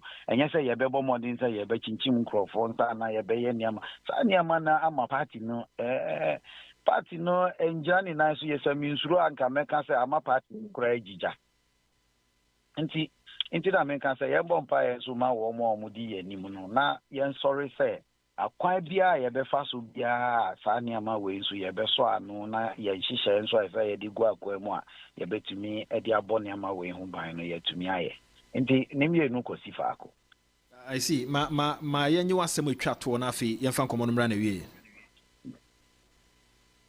yo nti sese a no mesre tiefoɔ ne ahwɛfoɔ baabi a ɔmo wɔ biara woyɛ delegate na wotie yɛ ne a mmerɛ no adane sese deɛ ɛyɛ ken mmerɛ wonnam Ghana ha baabiara obiara sɛ ɛyɛ ken mmerɛ ahofa yɛduru barrier na polisifoɔ sogyafoɔ gyina hɔ ɔmo sɛ ɛyɛ ken mmerɛ kromufoɔ enura asdi a mehu wɔ Axim no ɔkɔ radio station na yɛkɔ radio station no kromufoɔ agitwi abadi yachi maame bi de wa asasa na mbisa sɛ mampa chowo na edi as o si hwɛ papa wei Ghana gyefoɔ no papa the way amami nani agyimpo ana ɔbɔgye asɛm no so no wa utmu sɛ delegate for mo de Kennedy pa 2028 no is a done deal. The delegate bi o tie yen bia no. Ya asem no ye nduru ho a ye beduru ho. Asem no nso no de aba no no de wokrum afia wokrum ne ye die.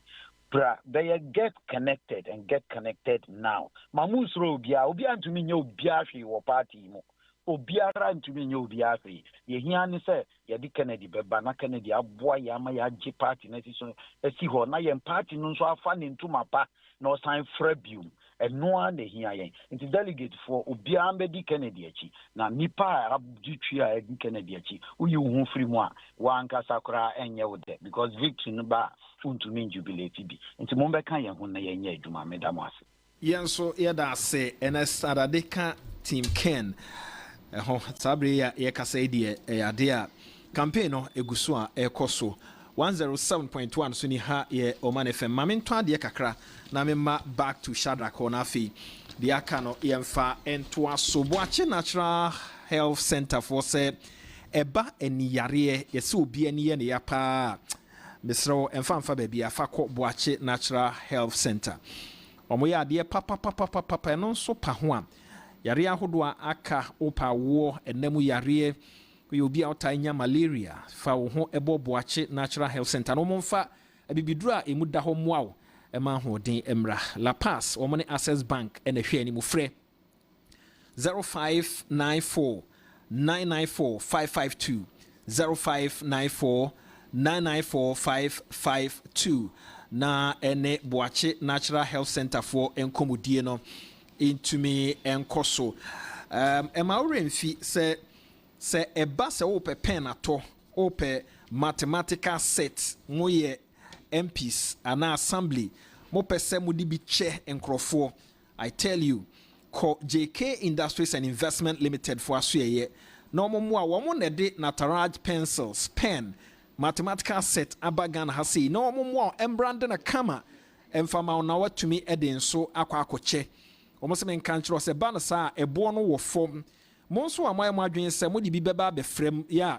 and they gan how be an idea na fake modi bia be frame se wodi bia be frame a fa pe ba bi fa if you say omunya wo a omudo be nyina asenie bia mo a mo pe dodo atu aton no mo mfre 0531 026 081 0531 026 081 0503 220 308 na NJK Industries and Investment Limited for Nikum Assembly members upe bia kwa akoche krofo ewo mpesua so I just call them na omomao nia emuda ho ebo no nso ewo from the luckiest dial *712# ube lucky first option no ye one kasa second option no o ye e de amount dofu bi no follow instructions no kai na hye nso *712# the luckiest sika ebeba crow na ato phone so eba garlic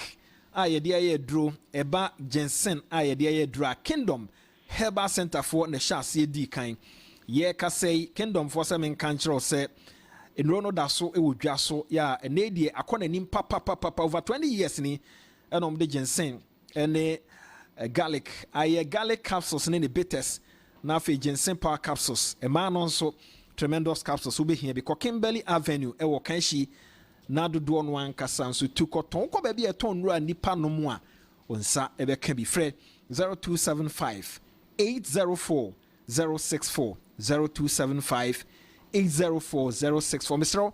Sandra nyina ye nura eni nsunsuanso bia titiriw nura ye de abibidro na aye jensen no wa ye adwumaden na waje ode mo a mo pese mutu kwan ko USA Canada ekohwe World Cup ana se opese okosua de ewo UK ana se Europe babia no wode wo ho bebo warp travels almost say we make your tour travel dream happen.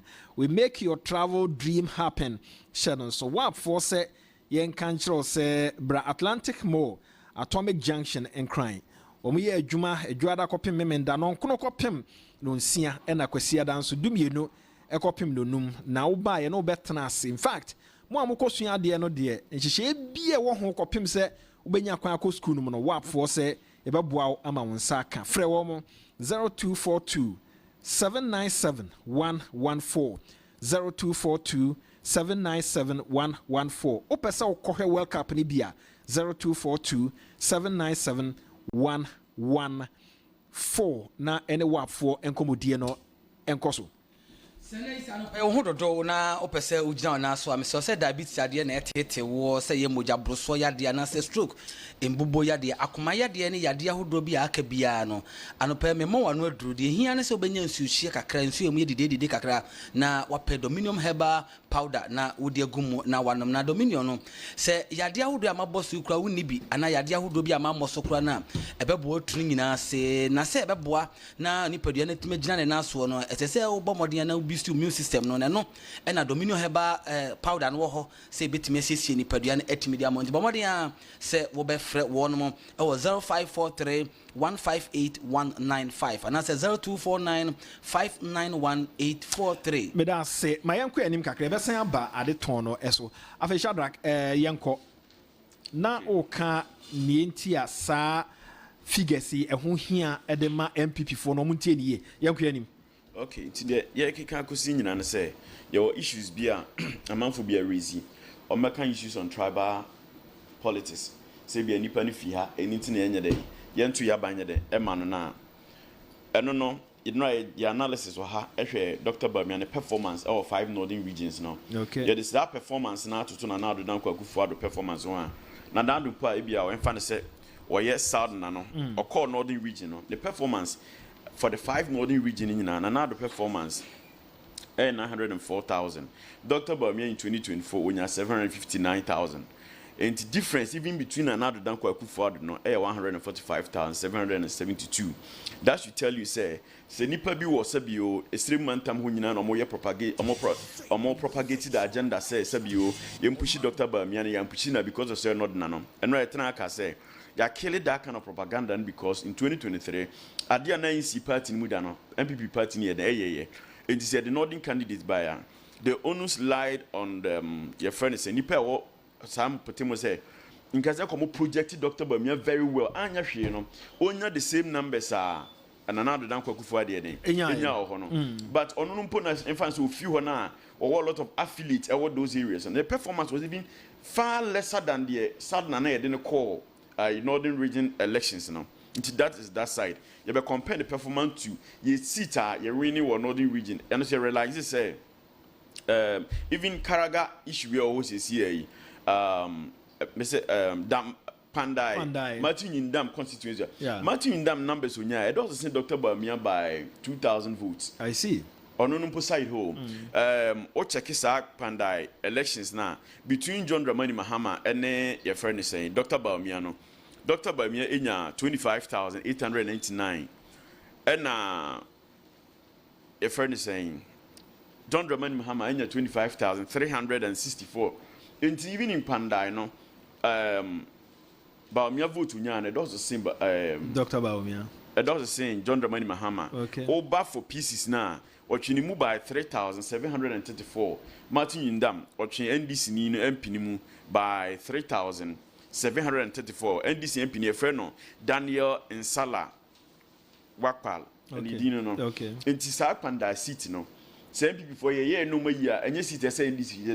It's me difference because presidential no, but maybe TJM, your bad parliamentary so, Mr. Martin Yindam leading by 3,700 votes. And to that issue of trouble, because you're the northern candidate, Boba, northern regions on Olusu in pieces, or sell Lucy to your friends and another down for the numbers on now. And right now, you first timers, I'm for this argument say. Yemfa Dr. Bamia enko 3 times and it because the only my dear who hapa yenuanom nordness na ade ba ko na wontimi nyimfi wo nsem once they decide say loyalty omo ka say yempewo a we den wo de fa dobra 10 times 10 times omo kira say yempe no obi a wotie ya onim say the nordness titie no ebe gi asem na me kana atom o ka kire wo sa de we even the service police and military no many ade no so take a decision dey papa so obesesa na adwen because that's how we take a decision no adwen ho yes omo very loyal enti Dr. Bawumia no rejecting is and ho yeah in the northern region they rejected him even against their own pieces you winning in parliamentary seat no elusi ho enti omo ye argument say ye de Nana Addo Dankwa Akufo-Addo call 3rd times and winning Prof Mills call 3rd time ti be ya ade bi wo ha ye compare sound Prof Mills Nana Addo Dankwa Akufo-Addo and Dr. Bamia because Dr. Bamia at this time say be people are pushing San Franco another time enti ye compare performance to Sankofo not forgetting that Dr. Bamia your marketing is your marketing Dr. Bamia and Nana Addo Dankwa Akufo-Addo. Yes. Your marketing Dr. Bamia as Prof Mills because when you be president including President Kufuor. Yes, 2008 to 2016, 8 years as a running mate and only did that. Your marketing and Osamba 2016 to 2024. So for 16 years, your marketing politician be organa. Yes. Let's see Dr. Bamia. Yes. And now Kwenya Nana Addo Dankwa Akufo-Addo Dr. Bamia no vice president organa ha. Kwenya. Yeah. It's young compare on performance to first time. It's first time. More than once. You call the year 2000. You compare Prof J.E. Mills the performance to Dr. Bamia. No free NDC party. Even in 2000, total registered voters. Nipa register in the year 2000. Say I'm working some 10 million, 10.6 million. In 2018, some numbers about 18 million. In Tianya Shino, I saw performance then. Saying about in 2000. That is almost about 24 years. Valid voter course in the year 2000 is 6.3 million. In 2024, 11 million. You share Atamels ne voter wunya 2.8 million. And Bawumia 4.6 million. Argument say be 2.6 million 2.8 news. But I find percentage wise, any number of people go to Abana. Prof J emails that time we have 44.54%. Abu Karim say you bring him. Who the acquire best I didn't faso. Yeah, the lawyer. Prof J emails in 2000 or call first time we have 44.54%. Yeah. Dr. Bob the first time I walk on we have 41.61%. And you compare be call less in 24 years ago. Or no performance does the same will be a coalition recently. Yes. So that time in the parliamentary seat and they available Ghana Hana 200 seats. 200 seats, Prof. J. Mills, 8 me we need 92 seats for the NDC. So that time seats are never hono. Now 200 seats. Prof. J. Mills, we need 92 for NDC. Yeah. This time around, seat of parliament and 276 seats. Dr. Bamia, we need 88 per. That is that. O compare it to Nanado Danko Akufo-Addo the first time Akwa Abato so Nanado representing MPP. That time no nipa na work when you say to about Ghana Hanum. 12.4 million Ghana cedis. In 2024 no 18.7 million 18.7 million voters and are available. In 2008 no nipa it me to buy account a kind of maba jaba 22 no 8.4 million. 2024 no 11.1 million. Nanado Danko Akufo-Addo the performance unya 2008 unya 4.1 million. What they compare Dr. Bamia there in 2024 unya 4.6 million. In Tiabato economy 2008 any Dr. Bamia there no just a little over 500,000. Yeah, registration DB account, DB account, DB account. DB account no nipa do I registered to about last year 18 million. So that time nipa no 12 million, the difference of 6 million at the back home. So that time no seat are available in parliament, 200 seats. Now not Danko Akufo-Addo, even the first time we know, 107 seats. Dr. Bamiya 88 seats. You heard the waha. Then run near your analysis be say, you compare first timers. Any members of parliament vote differences. What you say? And I'm your analysis shows Ghana in Cedar say between MPP and NDC. Yankwa about also man nipo beli di MPP na nasa NDC na Bob Binyano. There is nowhere it's just in a number of parliaments, and the figures have represented home. In the year 2000, President Kufuor the vote unya 3.1 million votes. Parliament in 2.9 million votes. So at times so MPP enya 99 members of parliament 99 members of parliament omu vote na President Kufuor vote and also see about 194,000 votes. Koso Atamels in 2000 or no vote unya and also send the parliamentarians by 204,000 votes. That is to tell you that even though say Atamels lose 2000 election but then the person Atamels echo ebe president no more Omanfm kano e was so nipa na person parliamentarians eba into obiti the parliamentarians by 204,000 votes. NDC SN 92 parliamentarian and also seen the Dr. Bamiya there enya in 2024 no okwa Nanado in 2008 Nanado vote unya no any parliament Nanado vote unya no 4.1 parliamentarian 4,013,000 votes difference Nanado BT parliamentarians about 143,426 votes.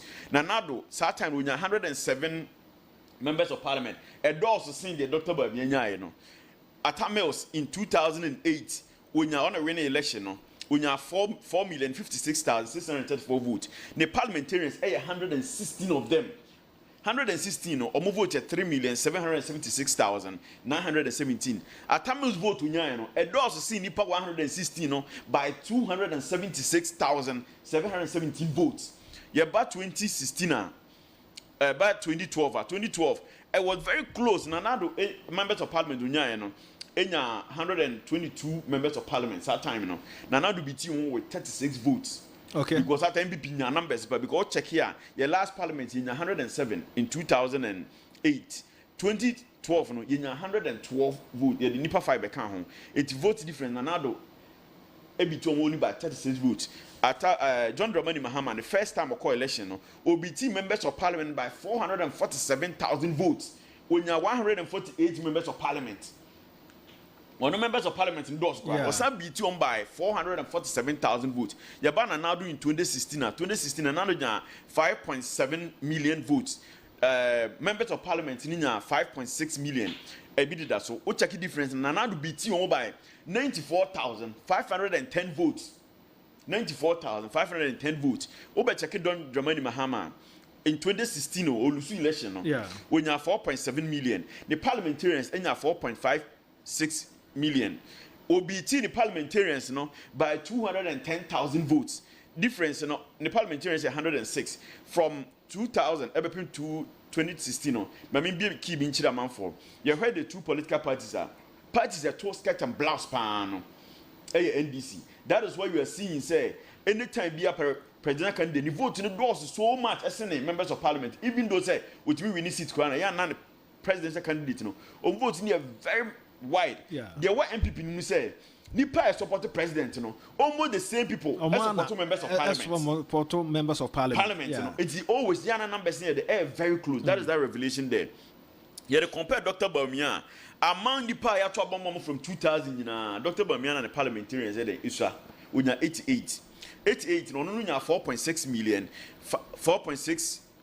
4,656,304 members of parliament 88 peno nipa 88 no omunya 5.2 million 23,625 omu vote do us Dr. Bawumia by 566,321 votes. Not just a metuasia in the history of the Fourth Republic, Dr. Bawumia Nkwanwa election and the parliamentarians votes to do China. ABC that from Rollins from even 1992 and American the Fourth Republic by you will be from me two political MPP and this do what time now numbers of maybe presidential candidates and also saying the parliamentarians no the only who were I been see that John Dr. Bawumia then in 2024 even it's a been see that and nipa wa bontia 80 nyina no what we are stating and what we are telling munyina anopa ni say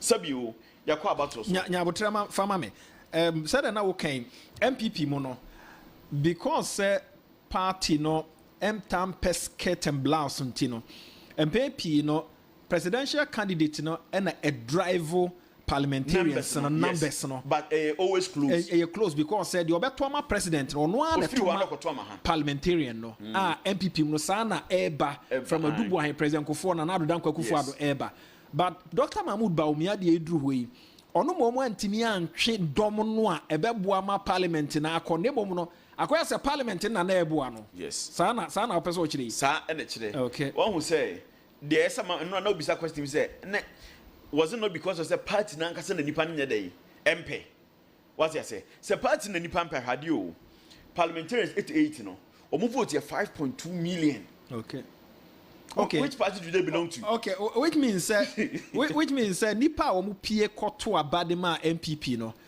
so what the presidential no check ya be ka se nipa MP ankoto aba but we use parliamentarians na nipa over 5 million na pie koto aba which of course senke no dey hwe anka ora mahama ntimi mo no safo hen say wa BT MPP over 1.7 million yes I see that wouldn't have happened I see we compare na now vote onya between 2016 2020 to parliamentarians abano munya ya it's just a little over 1 million indicate no say 1.7 million until Dr. Bawumia kwatimi maintain parliamentarian votes ni kekekra na anka dey nya that 1.7 million vote gap no MPP for na nkasa mpe no MPP for nkasa ekoto aba MP Dr. Bawumia this is the point and no na kai me ya call presidential primaries 2023 no so be kai a amani esi won off no omo ka say ora can vote no omo massage no omo wie mo no because percentage ya Dr. Mahmoud Bawumia nyaaye e wo party ni mo no say na ye the real percentage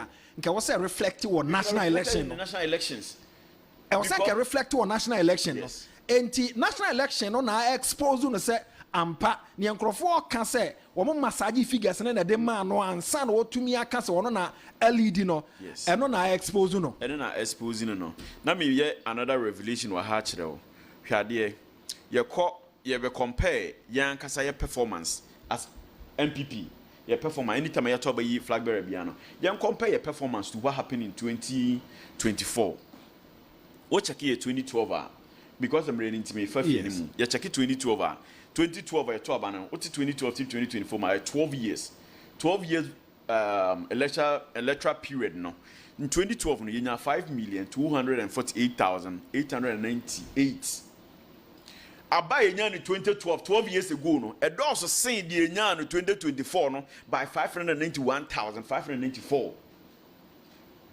abaye to no 12 years ago no difference no e do so sen de Dr. Bawumia nya by 591,000 MPP for na Dr. Bawumia mugu na ni mu asesa what you say ye ba 2016 mo go to our parliamentarians no mo reject no Yeah, about 2016 party in MPP and Kasaba Ekoto no. Yenya 5,755,758 votes. What they to the doctor we no 2024 na. Abaya Tunos 8 years ago. No, a dozen seen Dr. Bamia by 1,098,454 votes. Baby Yemi Humpa a party nan Kasamufu no. Yes. A rejecting no because the other Toma parliamentarian no as a sort of man. In fact, yeah, can say you need independent candidate or can MPP for him. No, I can say oh be a skirt and blouse be pra ebemu. Where the nipa no koto e de ma parliamentarian no. No, the doctor ba move ba mi ana. Say the president there no. To go kra on the presidential sheet no. Onko di line ni mo ba be di PCD ni mu. O 2 year no kofie. O 2 year no kofie.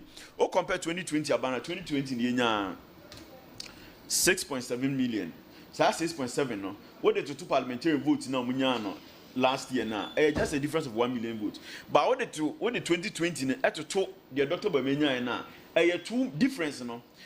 Na na the vote in 2020 what the two ba me dey ho difference in the 2,73,283 and the MPP for akoto abakora in 2020 no nipa 2 million and akoto abama Dr. Bamia. That is where the difference coming from. Ma menchira wadi wo ha yeah far from 2012 ebe pem 2016 you always realize that MPP averagely no you're almost about 5.7 million consistent maybe on top of my MPP.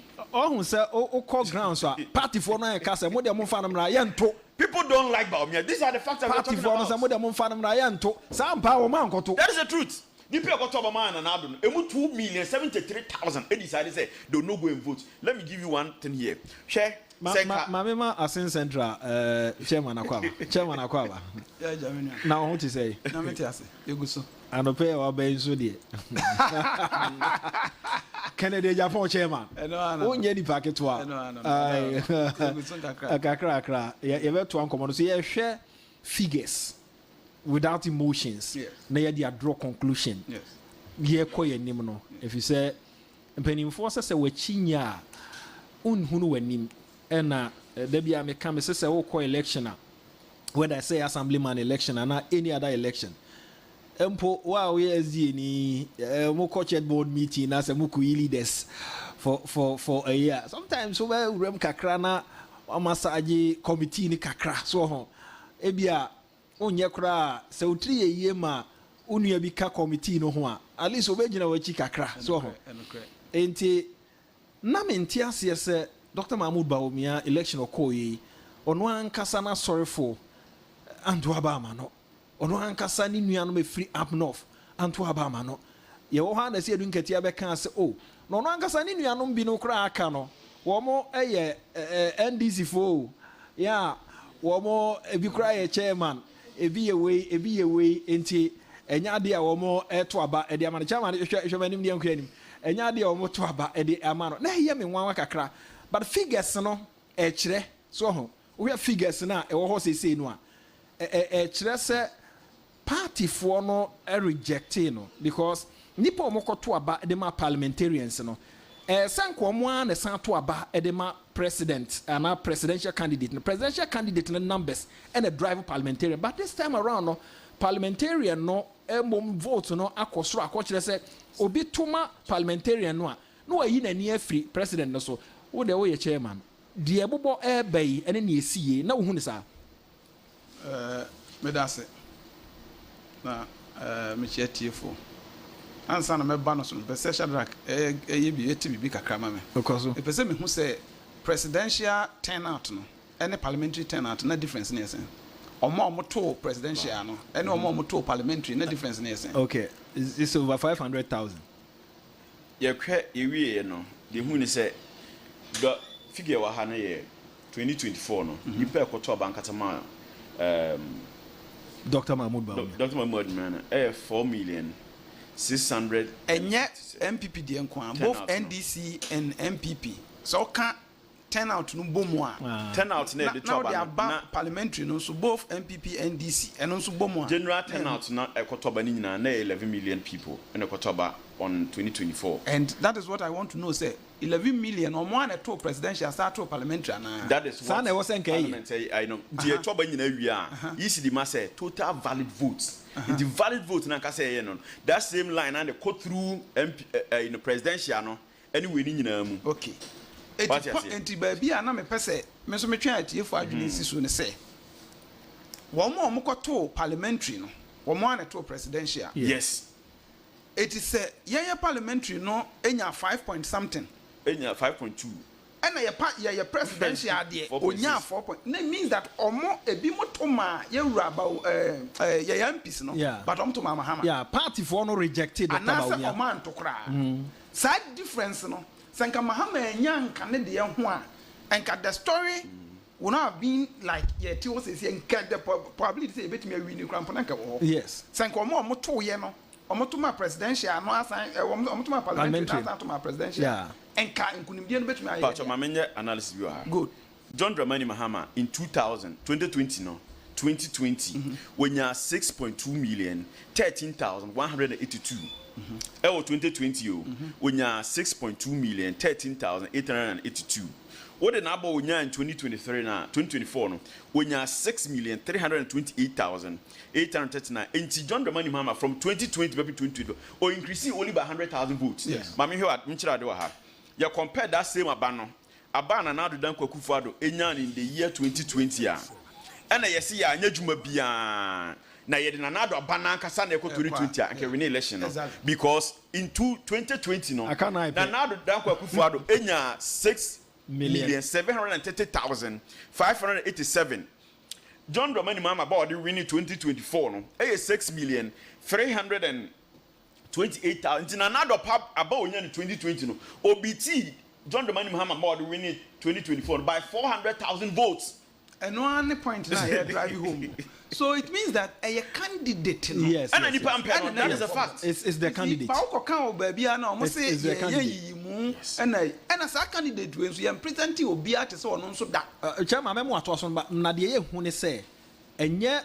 Abontin so for na rejecting no a party for no e ho na ye hu no say woman na be pia kwa abontin and na wo si abontin they are telling you say mo de ne ba ye nto exactly when we say party for na ye can we say no analysis you are the reason how people was a party for nkasa na rejecting Dr. Bawumia no Dr. Bawumia performance against seat and nkasa people winning here yes what you say no na ye analysis you are say okwa so Korea Dr. Fiyi constituency ono na taking charge of campaign wa Ashanti region what you say peace in vote does in Dr. Bawumia by 1,000 votes. Okwa me fra ho a or does sin Dr. Bawumia by 1,000 votes. Okwa tano nota e ho na gidan boako the vote does in Dr. Bawumia by 2,000 votes. Okwa asenso boache ho a or does sin Dr. Bawumia by 3,000 votes. Ekwa Vincent Asifua the vote does sin Dr. Bawumia by 1,000 votes. Okwa ti say enso do agira obiti another pray biti a friend is saying Dr. Bawumia almost by 3,000 votes. Okwa new job in that is my coach if you are obiti Dr. Bawumia by 3,000 votes. Okwa ofonse yebi akojo oponkron biti Dr. Bawumia by 3,000 votes. Okwa akuapem no for Samuel Oku constituency obiti Dr. Bawumia by 3,000 votes. James Akosa ntokwa na ade na esi woni ntino isi kwa ni rate but difference 10,000 votes because Dr. Bawumia makwa amanye den quality the quality we no James Akosa vote no 46,363 and the winner here Dr. Bawumia vote in 36,420 obiti by 10,000 votes yakwa achimodan Alexander Kosia kwa ho obiti John Bawumia by 2,000 votes Takrade obiti Bawumia by 1,000 votes yakwa trouble constituency obiti Dr. Bawumia by 3,000 votes anya so to Emmanuel Tobin honorable constituency obiti Dr. Bawumia by 2,000 votes. What you say Swami only the Dr. Bawumia 1,000 votes. Manso Dubia only the Dr. Bawumia by almost about 9,000 votes because of Galamsey near no honor. Oko Kumawu obiti Dr. Bawumia by 1,000 votes. Offensive North Dr. Fred Che who constitutes obiti Dr. Bawumia 1,000 votes. New Japan North obiti Dr. Bawumia 1,000 votes. Subin only Dr. Bawumia by a little over 800 votes. Oforukru Market Kosia in the constituency only Dr. Bawumia by 2,000 votes. Manchia South but Dr. Bawumia ebitin only a little over 400 votes. Ahafo North obiti Dr. Bawumia 2,000 votes. Odotobiri olidi Dr. Bawumia by 1,000 votes. Manson Kwanta olidi Dr. Bawumia by 400 votes. Ahafo South Elvis Osei and constituency obiti Dr. Bawumia by 1,000 votes. Oko your friend is saying Afija Kwabri Easter olidi Dr. Bawumia by another almost close to 2,000 votes. Abrim Olidi Dr. Bamia by 2,000 votes. Abuaka South. Abuaka South. No. Now the Dr. Kufuor constituency war. Yeah. Olidi Dr. Peace no one here Kingsley Ajima. Olidi Dr. Bamia by 3,000 votes. It's almost about 62 members of parliament. 88 in a win. No. Because yes. 88 seats in a win. More than 62 members of parliament. Constituency vote to Dr. Bamia. This clearly shows everybody say. MPP omo constituency no MPP fo ekoto aba de ma omo no anto aba ma Dr. Bawumia omo tu bi ono ma free line mu enti sa asem na no omo ka se mo amfa ken na ma ye nto mo amfa ken na ma this is the evidence any what I want you to also analyze in the future. We say now Dr. Bawumia now one of his main points and they say the Zongo communities. Oh, and say me who the Zongo communities on name John Dramani Mahama. Wide. Who was the preferred candidate? Communities. Give me 5. Yeah, rank the top 10 biggest Zongo communities. Number 1, no, may in no order, but big Zongo communities. Yes. Medina and Edikine. Medina, Dr. Bawumia 27,541. John Dramani Mahama 57,664. Oko Asawasia. Asanwasi Sokorema ho, Sawaba ho, Alaba ho, Abuabu ho. Asanwasi o. John Dramani Mahama enya 44,922. Dr. Bawumia 27,206. MPP parliamentary candidate Olusu election ho. Onya 31,000. The votes change Dr. Bawumia. For those who Dr. Bawumia 4,000 ewa Asanwasi. Yakwa awutu senya. That means only Dr. Bawumia ko primary so okra ko be team. Yes. You call Medina Kasakra Medina. Peace in vote does Dr. Twitter. I would say how comes in the constituency. How comes in 45,638. Dr. Bawumia 38,942.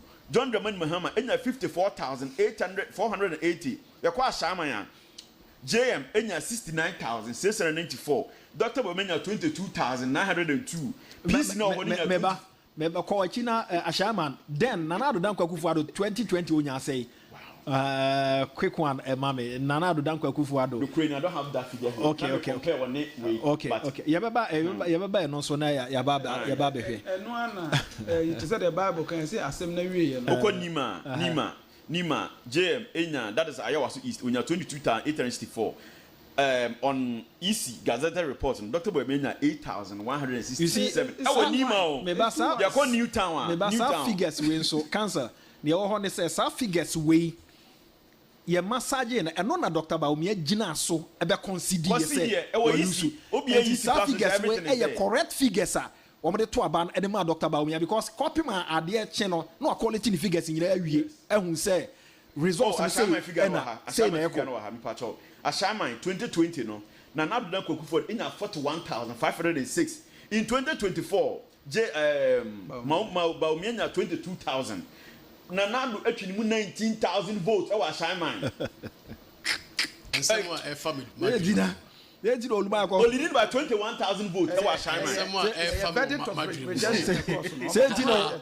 Oluma say we are done. What you say? It's who I was not a Newtown, JM, Bawumia 9,893, JM Enya 26,000, MPP PC Enya 11,000, Ubitini Compoed, Takwa the L, all places, Zungo, Openibia or some Dr. Bawumia, or Chale, I didn't know. I sent him a message that I didn't know. Yes, so we'll be able to say they don't want to talk about it. Send some no more way, and they see abuse money. MPP for Ankasana Twabano. I'm rejected. The Alcocrana, I'm out for what Doma MPP to Sashama and MPP seat. Yeah, a Honor Crown. Almost I rejected more. Hey, and no, your analysis were the 10 biggest constituency organ. Here, talk about her. Now, she says, move 5 of them. No one anything close to 45%. Oh, yeah, they will lose election. Okwa, Domiko Benyan Dikine. JM in Bawumia 48,000. JM in 51,000. Oh, Domiko Benya. Now, not Dankwa Kufuor. The time 2020 when you are 78,000 ewo domi Kobinya. Yakwa Shama is one of the biggest maboso. I would say JM how akumsin akoya MPPC to how akumsin enya 45,000 na Nadu Dankwa Kufuor 2024 years ago enya 57,000 2024 Dr. Bawumia 38,000 na Nadu Dankwa atwini mu by 25,000 votes A draw so check constituency be vote. Yes. Oko Amasama so ye no MP. Council unim say Sitia. Council unim say figures na omo call presidential primaries omo massage no a ebinom ka say to man no but one farmer no and no results no nya general election. This is what is proving the point. Yes. So analysis we na chere say MP results for ankasa MP Dr. Boy because so mo pen na primaries no numbers no nya no eni kwa say my figure way national election. Oh, say the entire buy dia me hwe numbers they speak. So also yes statistics. Also yes statistics. Almost a voice. Enna enipa behavior no. Not about Baumia, the student the buying and a numbers in the catch. Yes. You made a decision. The student the buying or election. Well, and a numbers. Yes. And a numbers in the catch. Now let me tell you one thing. Say, oh, we are say now offer Safohene say me your data. BBI data. Nese, oh yeah. Lecturers all over the world, and they be all data and numbers once until you rush or jump into conclusion. Udi America edgy adie tum emra o mofra e kan ho a ono mo call sano yenya mo ball mo say what dia tum based on the data. And I would you tum and the data nso e kire wo say Ghana for any MPP for say Titru say men twi TBO lawyer only Ashanti region city nya e no emu 30 pieces omo vote do Dr. Bamia Eastern region emu almost about 17 of them e vote do Dr. Bamia. That's your stronghold ni nyina no is preview you see and nothing make us say data me dey ya me pe onu wana nu asem data everyday data baku e fa ni datum and the bioka data wansem enti is this data na ye dey to dwano is it not speaking to him onye na dwere se obetie nsem a numbers ni e ka no na wadi so ana ene da ho yo western region na sebe putu. Western region. Bono ya lusu ni mabrebe. Esrem ye ni baby de na isi. Enti delegates e also motumi trust pa. Na analysis amoye we are making numbers this one where we have to do graphs, we have to break it down. I also nipa etiade na se ehunu say numbers don't lie. No. What you say, obi ekonanim oba reverse, odi reverse. How long do you want the party to stay at home? Now, most of them can say unity. If indeed you want unity and peace in the party, based on these numbers, no, you will move back. Over, Mamincho, 1 minute. There were regions, they are almost pro-MPP regions. You heard they were. Okay, Western region, mostly we are in Western region. They are somehow aligned to the MPP. There were 17 constituencies in Oho. You heard performance of Dr. Bawumia against John Dramani 17 constituencies, no. John Dramani Mahama, we need 16 of those constituencies on the presidential level. Dr. Bawumia we need back up. I have 4. There were 6 constituencies. JM, we need 5. We need only 1. Oko Bunu East 11 or John Dramani we need 11 constituencies on the presidential level. Oba Western North 9. Ulusu ni nyina to John Dramani Mahama. Oko the 5 northern regions na hade wa ha. 5 northern regions, Upper West, there were 11 constituencies. Between one and JM, no. JM, we need 11 in na. Oko Upper East, there were 15. JM, we need 15 in na. Oko Savannah, there were 7. Or we need in na. Oko Western North, there were 9. JM, we need in na. Voter, the Yanko 18. JM, we need in na. As I say, a party, no, your Timmy. Your personal interest no to change. Party no interest no edi because one more this data is available to them and so still resist say so omo dey raba omi aba no omo fa party no any kind. The partner the kind they will understand and come on push it. Yeah. Because to say obi betumi agina pani mu betumi agina simbi so aka say de mba bia na the president Kufuor Echo 2 ya de Nana ko 3 etiba mi de ko 4 kra enyanya. How can we do that? We are seven Eastern region. Yeah, quite about also my NDC and we need 10 constituencies that this time around. There were 33 constituencies in Eastern region. JM we need 10. Okwa Ashanti region, BC da, you have 47 constituencies. JM we need 9 of those constituencies. With 24-hour economy. BC da. Out of 276 constituencies, you know, JM we need 199 constituencies. Ghana ha. Maum Baumia we need only 77 of those constituencies. The performance, I don't know. Na of na me kra na me bisa say opa hwe campaigns ni nyina hwe Yoruba Umia ejina platforms so ka say nyina asem ben na Yoruba Umia timi kan ma ne to wo kra wo MPP ni we to akoma so say I na de papa e wakasa oni message a problem o etino esa man 40 as say esa candidate na na esa Shadrack o hwe Dr. Baumia ene pieces no once again opani bi busa se opeso hu no difference no ebio se obekaya yeah and Dr. Baumia no problem yeah nipa dodo a omo pie koto aba ede ma parliamentarians na omanto aba mfa ma Dr. Baumia a omo ye party fo a omo gidi se okọ ora akojo opon ho a party fo epie ye ekoto aba ma akojo opon kroma omo mu bi anto aba ma Dr. Baumia atitiri no me shada na me ye ofa kwajo opon constituency kwajo opon constituency Dr. Baumia me ba Shadrack me ba obi ti say Gideon Boakon the constituency nipa epia koto aba ma Gideon Boakon ebi anto aba ma Dr. Baumia se wo ko asenso boache bantama the strongest eba MPP nipa epie ye koto aba ede ma asenso boache ebi anto aba ma Dr. Baumia na de ba kwa wo se ye share so ne se Dr. Baumia be ka kire se anopa no ekobo no mienu donko no miensa brem no quality figures ni nyina awie enti no ahunu se wa lusu nti ono anim se nipa epia ye koto aba ede ma asenso boache no emu dodo se anto aba amfa ma no ye wo se enko gina so kase wenti no ade ne kra me rani bio if say party for no wo mo mpeme wo ani constituency abosume frɛ ho peace na wo ho no Dr. Educhum the vote does say your friend is saying Dr. Baumia na do constituency Bokwa South peace ni vote does say Dr. Baumia ye kwa about us no nipa no figure ni nipa 88 na ye win ye declaration win 88 no munya 5,222,625 votes. What they compare Dr. Baumia's 4,657,304 now.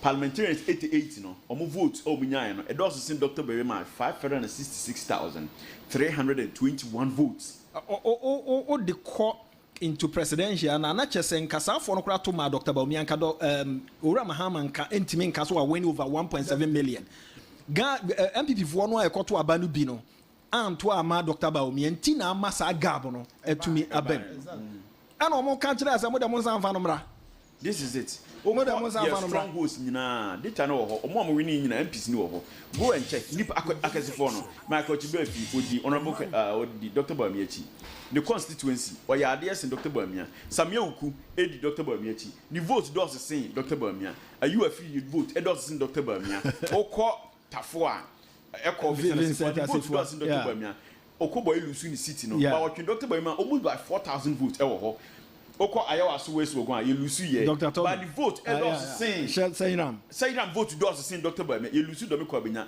the vote does the same Dr. Baumia the two seats are winning what Accra ha Trobo ene Trobuya Gloria Usu ena Nyaso tum to aso Nyaso tum sa two places ni na omu nyina vote sa does say Dr. Baumia and this is just obi akasifo na di Dr. Baumia chi ni nyina omu nyina vote does say Dr. Baumia so this is a clear show to delegate amuti no pai sabio party ne de nipa wadi party sumfa so impelifo wadi party nipa wadi party sumfa so kese e what this for Republican and Dr. Baumia because no me tell say from 2008 to 2016 constituency donation na Dr. Baumia making donations no more candidate from 1992 wa visit constituency bi o Ghana ha constituency bi adi ho fa so na mo kodi abro se a mo dwen se MPP man e wase na o mo de do di party na chi no o mo de be che mo enti delegate e ka kire mo nipa nka se to ba mo party no omo won ka ye say nipa ya do ye bo party no ka no they want to support the person mo ko yes a mistake no one we are 35% ninya and so the ANC da enti mo to aba no ema honorable king Japan na on for victory emre MPP very well chamata ye be kwa koto aso ewo team 107.1 so ni high Omanfm ye na ye ho na ya genkrato na ye today's agenda ato aso Shadrack ye be kwa koto aso enwe